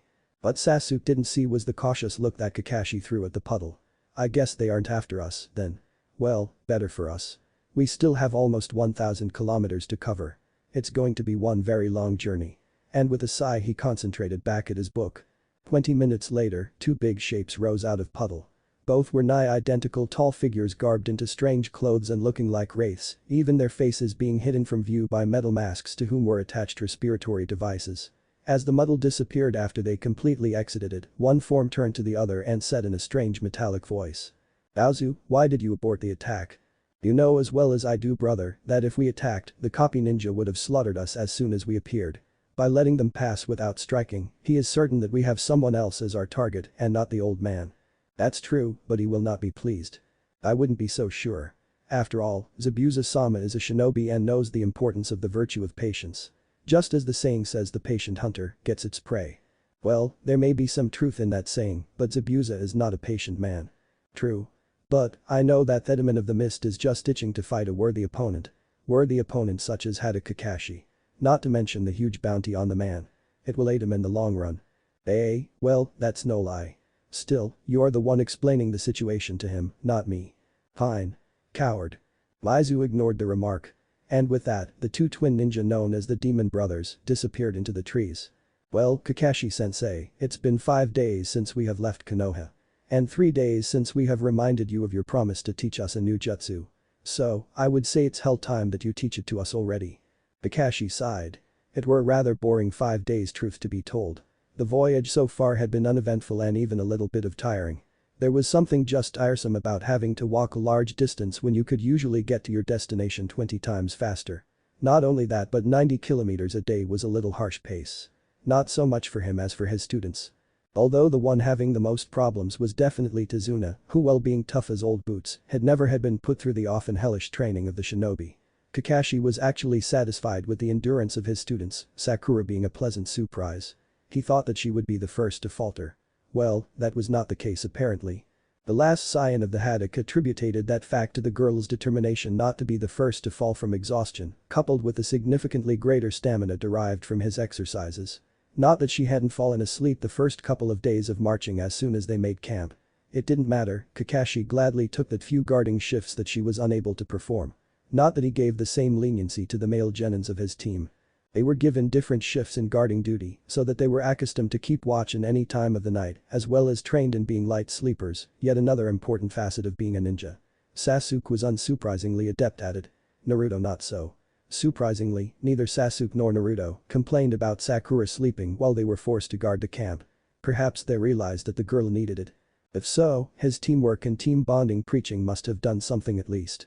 Especially if the bitter Naruto and generally unfeeling Sasuke allowed their teammate rest and were actually somewhat tolerant. Kakashi himself thought that they had finally started to walk the road that would lead them to becoming better persons and shinobi. Well, he was reasonably satisfied with his students' progress. Hada Kakashi, the elite jounin of Konohagakure, was bored out of his mind. He must have read his book from cover to cover during this relatively short trip 8 times already. Still, he had promised his students that he would teach them a new jutsu. And he valued the few promises he gave. Fine. Well, this clearing is as good as any. It was evening approaching nighttime. The moon was already present in unusually great force and its rays were providing ample lighting for the group. The group was preparing for the night on the field not too far from the road that led to the land of waves. The field was the only clearing in the large humid forest that they settled in. Nearby flowed several creeks with a large pond stationed on the side of the clearing that was nearest to the road. Creeks and ponds were not an unusual sight in this part of Land of Fire, as the genin discovered. The field itself was vaguely in a circular shape. The camp was situated a dozen or so meters away from the pond. The camp consisted of 2 large tents, one made from thick forest green cloth, the other from unskillfully skinned deer hide. The small bonfire in front of and between the tents completed the camp. Finally. Kakashi-senpai, what is the jutsu you'll teach us? Again with the senpai, thought Kakashi with a frown marring his face under the mask. During his time as the sensei of Team 7, Kakashi found out that he disliked being called senpai by Sasuke. It didn't bother him because of any imagined disrespect or disobedience. After all, senpai was a title given to one superior or a mentor of sorts. Actually, Kakashi was quite used to the term as it was the common honorific for one's officer in the Anbu. Actually, many of his former subordinates from his tenure as a captain of the Anbu called him that even now after several years. Not to mention that Kakashi knew Sasuke respected him. Moreover, as far as Kakashi had found out about the young Uchiha, Sasuke even appreciated him, somewhat. A rare thing, or so the information about his pupil told the haddock. But, Sasuke's unwillingness or inability to call him sensei was only reminding Kakashi how truly fucked up his student was. And that reminded him of his other fucked up student. And to add the icing on the cake, Sakura naturally had problems of her own, as any teenage girl had. After all, as soon as he acknowledged the many problems any of his students had, he was reminded of his other students, and Kakashi became trapped in nigh depression and constant tiredness. Why, oh why, did I had to be the one to take care of these troublesome children? But for all of his moaning, Kakashi knew that this was his duty, and nothing could change that. As for the duty itself, it was not so bad as duties go. In the end, the probable results of his actions justified all the possible trouble Kakashi would be going through these next several months, perhaps if he was unlucky, years. It'll be interesting to see how they turn out in the end. Bringing himself out of the contemplation, he noticed his students waiting for his response and uttered. Well, I had already thought you a jutsu that can be used both for offense and out of battle. I think a defensive jutsu would be the next logical step. So, I am going to teach you a rather simple jutsu called Doten. Well. It's a C rank. You gather chakra to your hands, put them on the ground, and then use the chakra in your hands to pull up the soil to the desirable height and solidify it. Of course, there are other aspects to this technique, such as density and breadth of the protective barrier. These are the hand seals. Another 5 days have passed since the first time the genin practiced Itoten Jutsu. They were rapidly nearing the border between Land of Fire and Wave, or rather the channel by the name of Kant, that separated the main continent from the many islands that formed the Land of Waves. By Tazuna's estimation, they were only 2 days of travel away from Shukyu, a rather large village Tazuna hailed from. When the matter of crossing the Khan Channel came up, Tazuna assured the Konoha shinobi that he had some friends in Konami, a small border town that was the only settlement the Land of Waves had on the main continent. Konami was also coincidentally a major port and trading hub. It was only several hours of fast-paced walk away from the current position of the group. The genin were overjoyed by the news that their boring and tiring mission would soon be over. The only highlight of the whole mission was the C rank they were taught by Kakashi, along with several other important facets of ninja life he instructed them about, such as guarding, camp setting, supplies gathering. He had also made them practice hiding on a few occasions. Just to get yourselves used to it. Once we come back, you'll be learning more about stealth and information gathering. He had said with a slightly sadistic gleam in his eye. Team 7 didn't know whether to look forward to it or dread it. One other person that looked forward to getting back home soon was Tazuna himself. He was an old man, with many ills that accompanied men his age. Thus, he hadn't enjoyed past 10 days of non-stop walking at high pace. He would crash into his tent and sleep only minutes after setting it up. On a few occasions, he had even only laid down on his sleeping coat and slept without bothering to set up a tent. The tempo was killing him. It had taken him 6 days to convince his guards to reduce the daily amount of traverse road from 90 to 80 kilometers a day. And even then his entire body, especially his feet, constantly ached from soreness. There was also another reason for the master bridge builder to want to come home quickly. He knew that this voyage was much more dangerous than he had told the Konohagakure's bureaucracy when he had requested the shinobi 8 in form of a simple C-rank escort mission. He was glad that the bandits in service of the crime lord Gatu apparently hadn't succeeded in finding him and attacking him so far. If his luck held out the next 2 days, all will be right. Or at least, he would be able to finish the bridge and help his country. Several hours later, the group had arrived in Konami. It had a population of several thousand citizens that answered practically to nobody and were left to themselves most of the time. However, it was also dependent on trade. Other main sources of income in Konami were fishing, pearl gathering and barrel crafting. Actually, Konami was considered the world center for making barrels used for sailing, containing cargo and other more creative uses. It had at least 20 stores whose only purpose was creating barrels, nets, small harpoons and other tools a fisherman could need. It was in one of such more successful stores that made those goods the lucky hook that the Team 7 met one of Tazuna's old friends. Asho, a lean and gangly older man, greeted Tazuna exuberantly when he saw him. "Boy Tazuna, you old bum. I haven't seen you since that voyage to Sea Nation 3 years ago. What have you been doing all this time? I heard from that Tuchui's gal Willa that you had passed this boring water hole a few weeks ago. Shame on you for not visiting me. Is this how you repay me for bringing you those carts you wanted through twisters, sea monsters and pirates? Come on, let's have some grog and tell me all that has been going on in your life. Hey, don't blame that you're blind and deaf so you didn't see me. Besides, I was in a hurry when I was passing. Tell you all about it later. Anyway, I am taking you up on your offer. There is something I must tell you and a favor I need to ask you." Uh-oh, I don't like the sound of that. Last time I did you a favor, my rump sported 7 new scars. And who are those little Yakuza wannabes behind you? And the one eye? Asho was immediately assaulted by heated glares from the genin, while Kakashi only stared blankly at him, coughed and then proceeded to introduce himself. "I am Hada Kakashi, Jounin of Konohagakure no Sado. These are my students. Haruno Sakura, Uchiha Sasuke and Uzumaki Naruto. Oh, and I wouldn't call them Yakuza wannabes if I were you. It's a great insult to shinobi to be compared to Yakuza. After all, we consider them to be only street thugs who only have the meagerest amount of training in martial arts and suddenly consider themselves warriors and above other lowlife such as they. Let me give you another advice. If you don't want to be hurt, please refrain from commenting on us." The genin turned in surprise to their teacher. That last sentence promised real pain to the old sailor. They were angry at Tazuna's friend as well, but it seemed that their sensei took it much more serious than they. It was even more surprising when one knew Kakashi's laid-back nature and his often goofy and cheerful exterior. This was only the second time that they saw their sensei look so threatening. The first time being during the true genin exam. Asho meanwhile was obviously frightened, while Tazuna chuckled nervously and tried to calm the. "Hey, Kakashi-san, don't mind him. His tongue is always faster than his mouth. He didn't mean to insult you, right Hasho?" And with that he hit Hasho in a rib with his elbow. Yeah. Hee, no offense to you shinobi-san, I merely wanted to comment on your unusual clothing. We don't see here that kind of clothes often, I tell ya. The old Tazuna here is right, I sometimes say things without thinking. Didn't mean to insult, hee. I see Kakashi's face was still serious and oddly threatening. Then suddenly, his face expression transformed into his usual bright one-eyed smile, his eye twinkling happily. Okay. No problem then. The genin blinked stupidly and then collectively face-palmed. They along the pair of old men thought, how the hell can he change moods like that? Well, now that we have that out of our way, why don't you inform your friend of the favor we need, Tazuna-san? You're probably right. But first, let's go drinking, as Hasho here said. Oi, Hasho. Does the old smoking whale still have that good rum it served back then? You can bet your wrinkly ass it does. Come on, I'll show the way. You must have forgotten where it is, that with you getting senile in your old age. Senile? Who's senile, you ancient fart? You had even managed to forget the keys of your house in a whorehouse on the Hour Island. And that was when you were 25. If First Mate Ren hadn't bothered to force all of us to leave our valuable stuff in that secret storeroom in the brothel's wall, you would have been beaten black and blue by that crazy hag you called your mother. Crazy hag? Any crazy hag I ever knew was that screaming wench you called your wife. I swear, the reason why I am half deaf isn't age, it's her doing. At least I had a wife, you old geezer. Nobody wanted to marry you.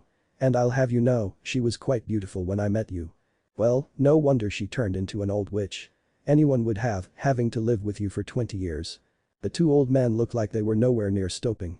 Actually, they looked like they were just warming up and preparing to seriously brawl. And apparently not caring that they were still sober and in daylight. Kakashi, noticing that they might come to blows, decided to intervene. Much to the disappointment of his students, he wryly noticed. If I may interrupt your discussion, why don't we get to the tavern first? You are right, Shinobi. Come on, all of you, follow me to the holy temple of rum. However, Sakura's voice stopped them from walking. She had had misgivings about it for several minutes now, but had finally decided to voice her doubts to her teacher. Kakashi-sensei, is it really wise for us genin to go to this tavern? I don't see why not, Sakura. Why would that be a problem?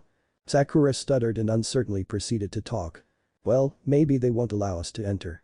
After all, we are minors, and we aren't allowed to drink alcohol. Before Kakashi could say anything, Hasho loudly interrupted. That won't be a problem, lassie.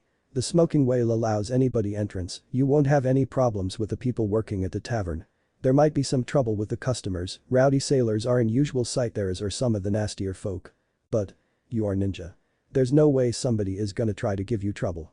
Besides, as ninja you kill people. Everyone knows that, that's your calling. And nobody wants to be dead. Hell, if you are old enough to kill, you are surely old enough to drink in my book. Sakura's face looked a little bit green at the thought of killing somebody and threw a questioning glance at her sensei. Kakashi firmly nodded and flashed her an encouraging grin. At least she thought he did, it wasn't always easy to tell with his ever-present mask covering his face. Well, Hasho-san is right. Besides, you don't have to drink, Sakura. I am sure there is something else to drink there if you become thirsty. Now, let's go unless anybody has another question. Naruto and Sasuke shook their heads and started following the pair of old men who were right back to their insulting and bantering. Kakashi watched them as they passed him and Sakura and then motioned his female student to bring up the rear with him and solemnly brought his book out of his pocket. Seeing that Sakura was still nervous, he proceeded to calm her. Don't worry, Sakura. You'll be fine. I won't let anything to happen to my students. And with another smile, he returned to his favorite book. As Sasuke and Naruto trailed after Tazuna and Hasho, Naruto started sporting a mischievous grin. A devilish plan started forming in his mind. Hey, Sasuke. The dark-haired, quiet and collected boy wondered if he should dignify the other boy with a response. Due to his boredom, he decided to ignore his instinct and answered. What is it, Naruto? Naruto's dangerous fox-like grin spread. Are you going to try to drink rum when we arrive at the tavern? HMPH. Why bother? A shinobi shouldn't drink any alcoholic beverage or take any influencing substance during mission. Doing so would reduce his capabilities and worsen his performance. If you were a proper ninja, you would know this and wouldn't ask such a stupid question. Naruto's darkened for a moment, but then a thought occurred to him, and his smile remained the same as to ignore his rival's dismissal. Stupid question, bastard. We'll see. I heard from the Hokage that a good ninja can fight under any circumstance. Actually, the old man Hokage said that it takes an excellent shinobi to be able to shake off the consequences of alcohol and fight in top condition. He said that pretending to be drunk makes enemies underestimate you and tricks them into making mistakes they wouldn't have any other time. Seeing Sasuke looking interested, Naruto laughed hellishly in his mind. Uchiha Sasuke was far too obsessed in looking for ways to become better not to fall for it. Of course, Naruto didn't actually hear that piece of information from the Sandaime Hokage. But, the old man did tell him once that deception was among the most useful of tricks a shinobi had at his disposal. That, as well as what he remembered from various bits of various shinobi rules and lessons, made Naruto believe that his theory was not as far-fetched as it seemed. Besides, this was a perfect opportunity to practice deception and pretending skills. After all, he was only behaving as a true shinobi, right? If that bastard Sasuke fell for it and made a fool out of himself and provided Naruto with hours of fun, well, it's all for a good and noble cause. And if by any chance his theory was true, then Naruto would have learned something useful without risking potentially unpleasant consequences for his body. He had heard that the morning after getting drink was very nasty. If you knew this, how come you didn't try it already? Came a cold and challenging question from Sasuke, with a hint of interest lurking in the tone. Crap, thought, as surprised Naruto and tried to cover his sudden nervousness. Sasuke's face was still cold and vacant-like, but a calculating shine could be seen in his eyes. It would take somebody with higher level of intelligence than Naruto to come up with a such believable trap. If it is a trap or trick at all. It does sound valid enough. But still, just to be sure. After all, don't you want to be a Hokage? I thought you would be first to test it out if it were true and thus hold an advantage over your opponents. Why would you tell something like that to your rival? The word rival was said in a mocking tone, nearly causing Naruto to gnash his teeth at the other boy's tone. No, that's what he wants. I have to play this carefully if I am to fool him. I am out of luck, but let's see if he figures out my acting. After all, I have fooled many people more experienced and smarter than him. You think I didn't try to, bastard? I tried, but old man forbid me from trying it until I have become a genin. And this is the first time I have enough time and where to try it. That still doesn't explain why would you tell me. Because I need somebody with whom to compete. After all, I need somebody to test me and stuff. Well, it seems he isn't Lee, but Sasuke's train of thoughts was interrupted by Naruto's planned and teasing remark. Ah, don't bother. I guess you are too much scared to try it. What? Sasuke's voice was dangerously sharp and his expression was definitely calm no longer. Hook, line and time for the sinker. Thought with a vicious gleam in his eyes Naruto. You heard what I said. You don't have the balls to try it. You are just a little pretty boy who is afraid to do anything dangerous, aren't you? Sasuke's face was murderous with his hand reaching for a kunai. It was in Naruto's opinion really amusing to watch Sasuke's normally pale face become red. Surprisingly, Sasuke's face became ice cold and returned to his pale skin tone. Naruto gulped, he positively didn't like the stare Sasuke was giving him. Fine. Eh? I accept your challenge. That's what you want, isn't it? To prove that you are my better. Well, there's no need for anything more to be said. But I must admit, I didn't anticipate that you even had enough intelligence to have a tiny speck of chance in a stunt like this. Now, I know better than to think that you are just a brainless clown. You are good at pretending. I'll make sure to remember that. And Sasuke finished his sentence with his same superior smirk. The question is, are you just a clown with a brain, or are you something else? Naruto meanwhile was thinking quickly. You say that you accept my challenge. Do you even know what the challenge is? Sasuke looked him with a challenging gaze. It doesn't really matter. Whatever it is, I agree to it. Naruto's face, carefully guarded until then, returned to its mischievous happiness. That is, as long as it is connected to that guess of yours. Sasuke said, just to make sure not to give Naruto a chance for stupid ideas. Fine. Each one of us will drink 4 cups of the same kind of drink and then we fight. What are the rules? No killing and no hacking off arms, legs and other similar stuff. I consent to these terms. Anyway, I think we should inform Kakashi-sensei of this when we get to the tavern. Who's afraid now, scaredy cat? Said Sasuke with a taunting tone.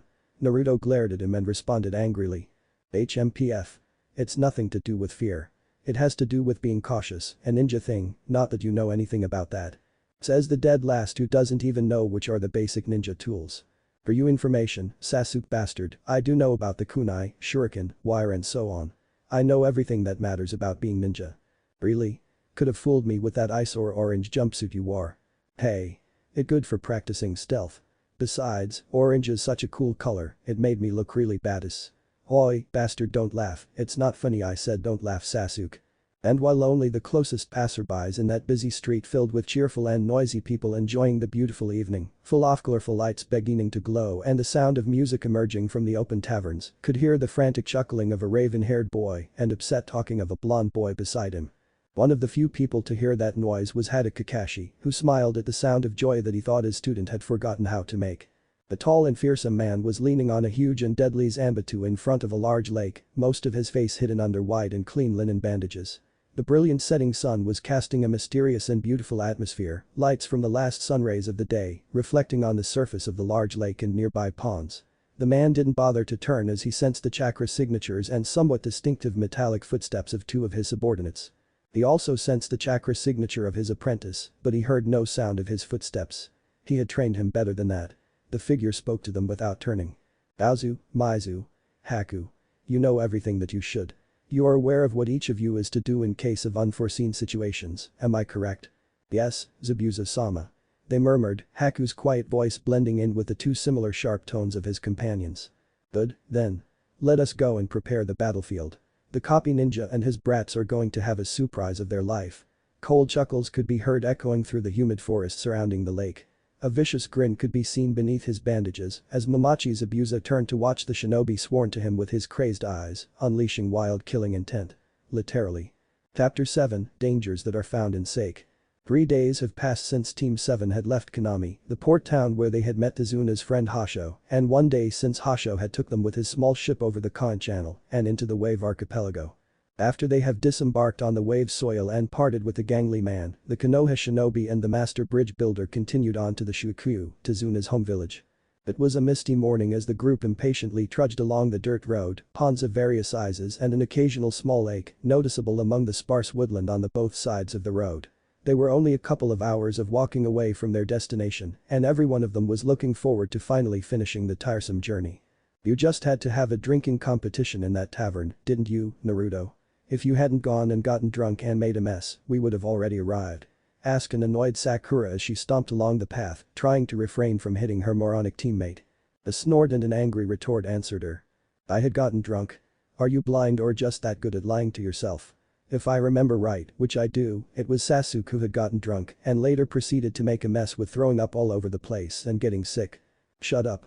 A growl followed Naruto's claim, this was one coming from Sasuke. What? It's the truth. How am I to blame if you can't hold your drink? It wasn't me who had created a slime paradise out of the common room. Defended a mocking Naruto. That's enough, Naruto. You are partially guilty. After all, it was you who had originally thought of the idea and you who had insisted that each of you drink 4 cups of sake. What were you exactly expecting to happen? Asked Kakashi in a deadpan voice. Not to mention, whose fault was everything that followed your little drinking contest, concluded Kakashi, irritated at the memory. Flashback. There, that's the 4th one. Okay, Sasuke, let's get this thing rolling. Said a determined and sober Naruto as he finished gulping down the 4th cup of sake. However, he silently promised himself that he won't taste it ever again. It was bitter, strong and tasted horribly. Not to mention that it smelled as bad as an abandoned public privy, albeit in a different manner. As for Sasuke. The drunk Sasuke was trying to stand up, although not much successfully. Hiccups could be heard as he valiantly tried to drink his last cup. Wait a hiccup moment. Hiccups still have 1 L left. Slurred Sasuke as he visibly tried to steady himself. Well then, what are you waiting for? I'll admit that it's awful, but that's no excuse for trying to cheat. Asked the impatient Naruto. I am not trying to hick cheat. I am an Uchiha, Uchihas don't need to hick cheat to win. Sasuke replied in drunken fury, which was replaced a moment later with a fierce pride apparent in his words. That's all fine and dandy, but how about proving it, eh? Naruto scoffed haughtily and challenged the other boy. Fine. Shouted Sasuke and with that, he drank hurriedly the remainder of his last cup and pushed himself off his seat. Let's go, Naruto. Dared Sasuke his teammate a second later, with a taunting smirk spreading on his face. His only answer was Naruto starting to smile viciously. The two of them, completely lost to the outside world and focused solely on one another, missed the expressions of horror on Sakura's and resigned dismay on Kakashi's, Hasho's and Tazuna's faces. Kakashi hadn't known that his students were planning on actually fighting, he had let them have their drinking contest, thinking that they merely wanted to prove themselves better than the other by seeing who could drink the most. And he knew better than to deny them that contest, as undoubtedly they would have done it anyway when he wasn't on his guard, or they would have done something different and that something would have probably been even worse. After all, many young men had the same foolish idea of competing in outrageous, sometimes crazy, and for onlookers, often very amusing games when they were in their teen years, like Naruto and Sasuke were. Actually, if he was truthful to himself, he himself had once participated in such a contest when he was younger, trying to outdone Obito in drinking a special brand of sake by the name of Fire Breath. Well, Obito had nagged him and mocked him for several days before he agreed, but that still didn't change the fact that he had tried to use that chance to try and show up Obito yet again. It had been a unique occasion for his team to see him drinking, as the ninja code frowned severely on those consuming substances with such effects like alcohol. It had possibly been the first time that he had disregarded the ninja code so callously. And the last time he did such a thing, as the consequences of drinking entirely too much alcohol were very unpleasant the day after.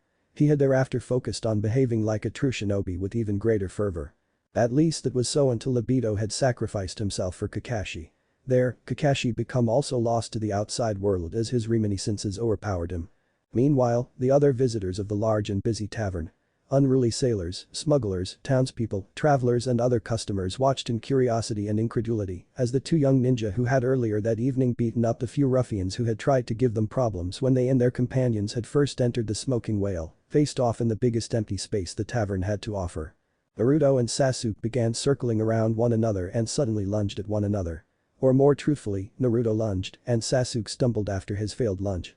The result was, a Sasuke missing Naruto by a meter and Naruto colliding harshly with Sasuke and surprised with Sasuke's state, falling with him to the wooden floor. An irritated Naruto snarled as he prepared to hit Sasuke, but a sight of Sasuke lying almost unmoving and quite green in his face stopped him and alarmed him. "Hey, bastard, what's wrong?" After receiving no answer, Naruto began to panic. "Oi, Sasuke, answer me. What's happening? Are you alright? Hey, say something. I didn't hit you so hard. Sasuke, answer me." Sakura watched on in fearful shock and the entire tavern was silent as they watched the two boys on the floor of the smoking whale. Naruto's frantic yells as he knelt by Sasuke's side and the sudden silence in the noisy inn startled Kakashi out of his memories and he appeared by Naruto in an eye blink. "What happened?" Naruto asked Kakashi in his rarely serious, sharp voice. "I don't know. He was fine one moment but then he stumbled and Kakashi-sensei. Why are you?" started to ask Naruto as he saw his teacher hurriedly backing away. Immediately, his question was answered by a green wave of puke flooding his senses. After several moments of overwhelming revulsion holding his senses captive, the cheerful voice of his sensei brought him back to reality. "The wonderful sensations that you are experiencing right now might be the answer to your question." As soon as Naruto registered that, and another wave of vomit, this one a mix of yellow and green, filled his vision yet again. The sounds accompanying it were the winces and sounds of disgust produced by onlookers. Slowly, Naruto turned his eyes towards a rapidly breathing Sasuke, who, after puking several more times all over the surrounding floor, concentrated on refilling his lungs with air, his face now resembling more his usual pale color and not sickly green of before. Naruto narrowed his eyes that much that his face truly resembled that of a fox. "Sasuke." Naruto's voice was oddly blank, no emotions apparent in his voice, only his narrow eyes revealing his anger. However, his expression was immediately exchanged with that of an insane berserker. "I am fucking going to tear you limb from limb." Naruto roared as he threw Sasuke as hard as he could into the tables of nearby spectators and charged after him, all the while howling in frenzied fury and anger, his mind focusing only on beating the god out of Sasuke. As was the case in infamous and crowded taverns such as Smoking Whale, no great reason was ever needed for the short-tempered sailors and various drunkards to start an all-out brawl. And Sasuke smashing the table with his dead weight and spilling the drinks of several rather nasty Kuthros was more than enough excuse to start a miniature war in its own right. Had Kakashi sighed as he prepared to stop his students from getting killed, or in a much more likely case, to stop his two male students from killing anyone else, including each other. Not to mention that it would be probably him who would have to pay most of the damage to the property. "Just wait until I get my hands on you, you troublesome brats. You are going to regret ever being born," were the rather bloodthirsty thoughts on the mind of the usually laid-back Jounin. "Huh? What happened?" asked loudly the rather confused Naruto as he suddenly woke up in a simple, and not very clean, bed. He was in his customary sleeping clothes, a white shirt and orange shorts. In a bed next to him, a heavily bruised Sasuke was suddenly waken up by the noise. They were alone in a small room with a large window. Immediately, Sasuke groaned and covered his ears. "Quiet, Naruto. My head's killing me." As soon as he fully opened his eyes, he instantly shut them again. "What the why is it so bright?" asked Sasuke as he grimaced in pain. "I have no idea what are you talking about. It's same as ever." Naruto furrowed his brow. "Better ask, what the hell is that smell?" "Shut up. You're too loud. My head is going to split open if you continue to rave like that," said the irritated Sasuke. "Wait a second, I remember. You puked on me," jerk snarled Naruto as he started to rise from his bed, although without much success. "What are you talking about?" Sasuke asked as propped himself at the end of the bed, trying to have as good defensive position as possible, Naruto's body language suggesting an imminent attack. "Yes, you did. Twice. shouted Naruto as he finally managed to stand up. His voice and movements were however cut off by a steely and malicious voice. Well, what do we have here? Two little brawlers up to no good yet again. Their Jounin sensei had just entered in their room, his ever-present book nowhere to be seen. Nor was his often jovial expression present either, a strange light shining in his one visible eye. "Eh? What are you talking about, sensei?" asked the perplexed Naruto. "You two had single-handedly started a riot last night. Not only that, but you have caused the most damage out of everyone who participated. Do you have any idea how much money did I have to pay to the owner because of damage to the inn? Well, you are about to find out, as we are going to have a nice, long chat about the proper conduct of shinobi during missions." Sasuke and Naruto saw a sinister smile forming beneath their sensei's face mask, strange gleam in his one eye becoming even more pronounced. "And let me tell you one thing. I am going to enjoy this." Finished his proclamation with cruel chuckles as he began creating genjutsu all over his students. The two genin gulped. Soon, their screams could be heard by the customers in main room of the tavern downstairs. Sakura, Tazuna and Hasho only winced sympathetically. They didn't want to be in the skin of the two boys, not when being punished by a vengeful Kakashi. End of flashback. Never mind, sensei. No need to bring that up again. We learned our lesson. Chuckled Naruto nervously. He still had nightmares of his precious bowls of ramen being spilled one after another as he was forced to watch. He had known that it was simply a genjutsu, an illusion affecting his mind, but it hadn't made it any less painful to bear witness to. Although, the conversation that followed was far more serious, upsetting and humbling than any images that Kakashi-sensei could have possibly created. He had never been more ashamed in his life. The consequences that could have sprung out because of his fooling around were terrible to even think about. Even more so was the dreadful certainty that if this had been a mission of higher rank, he and his teammates would have been dead or worse because of the stupid rivalry between him and couldn't afford to waste yourself with alcohol in order to win a retarded fight if there was a battle to death awaiting you after the said wasting. Ninja couldn't allow themselves to behave like he and Sasuke had, not if they wanted to live and not die on their first dangerous mission. However, there was one beneficial piece of knowledge Naruto had gained from this, other than the absolute knowledge never to go drinking on a mission. He was apparently immune to effects of the alcohol. He had found this out after Kakashi had answered Sasuke's question about why he experienced such pain and disorientation the night after their little fun. Sasuke had even poisoned himself by drinking so much sake. He had also admitted that he didn't remember anything of what had happened yesterday, his last memory being of entering the smoking whale. Kakashi had then proceeded on telling them the full effects and consequences of drinking alcohol. After Sasuke had left the room in search of a bathroom, Naruto had told Kakashi of his apparent immunity to sake, and the Jounin had only replied to consider himself one of the rarely blessed and gave him a significant look. It was all Naruto needed to know beyond a shadow of doubt that he had his guest to thank for the blessing. "Well, that's good to know, I guess," Kakashi said lazily as he refocused on his book. "Sensei, would you mind giving me some tips on that earth jutsu you taught us when we arrive at Tazuna-sen's home?" asked Sakura uncertainly. "Why of course Sakura, I'll be happy to. As the matter of fact I can." Kakashi interrupted his jovial speech and his voice suddenly matched the coldness of harshest winter. "Show yourselves, whoever you are." Only the echoes of haunting laughter was his answer. What if Kakashi trains Team 7 seriously? And thanks for watching my video till the end. If you enjoy this content, then do consider subscribing to my channel and leave a like if you guys need the next part, comment down, and thanks for watching the video and see you guys in the next video.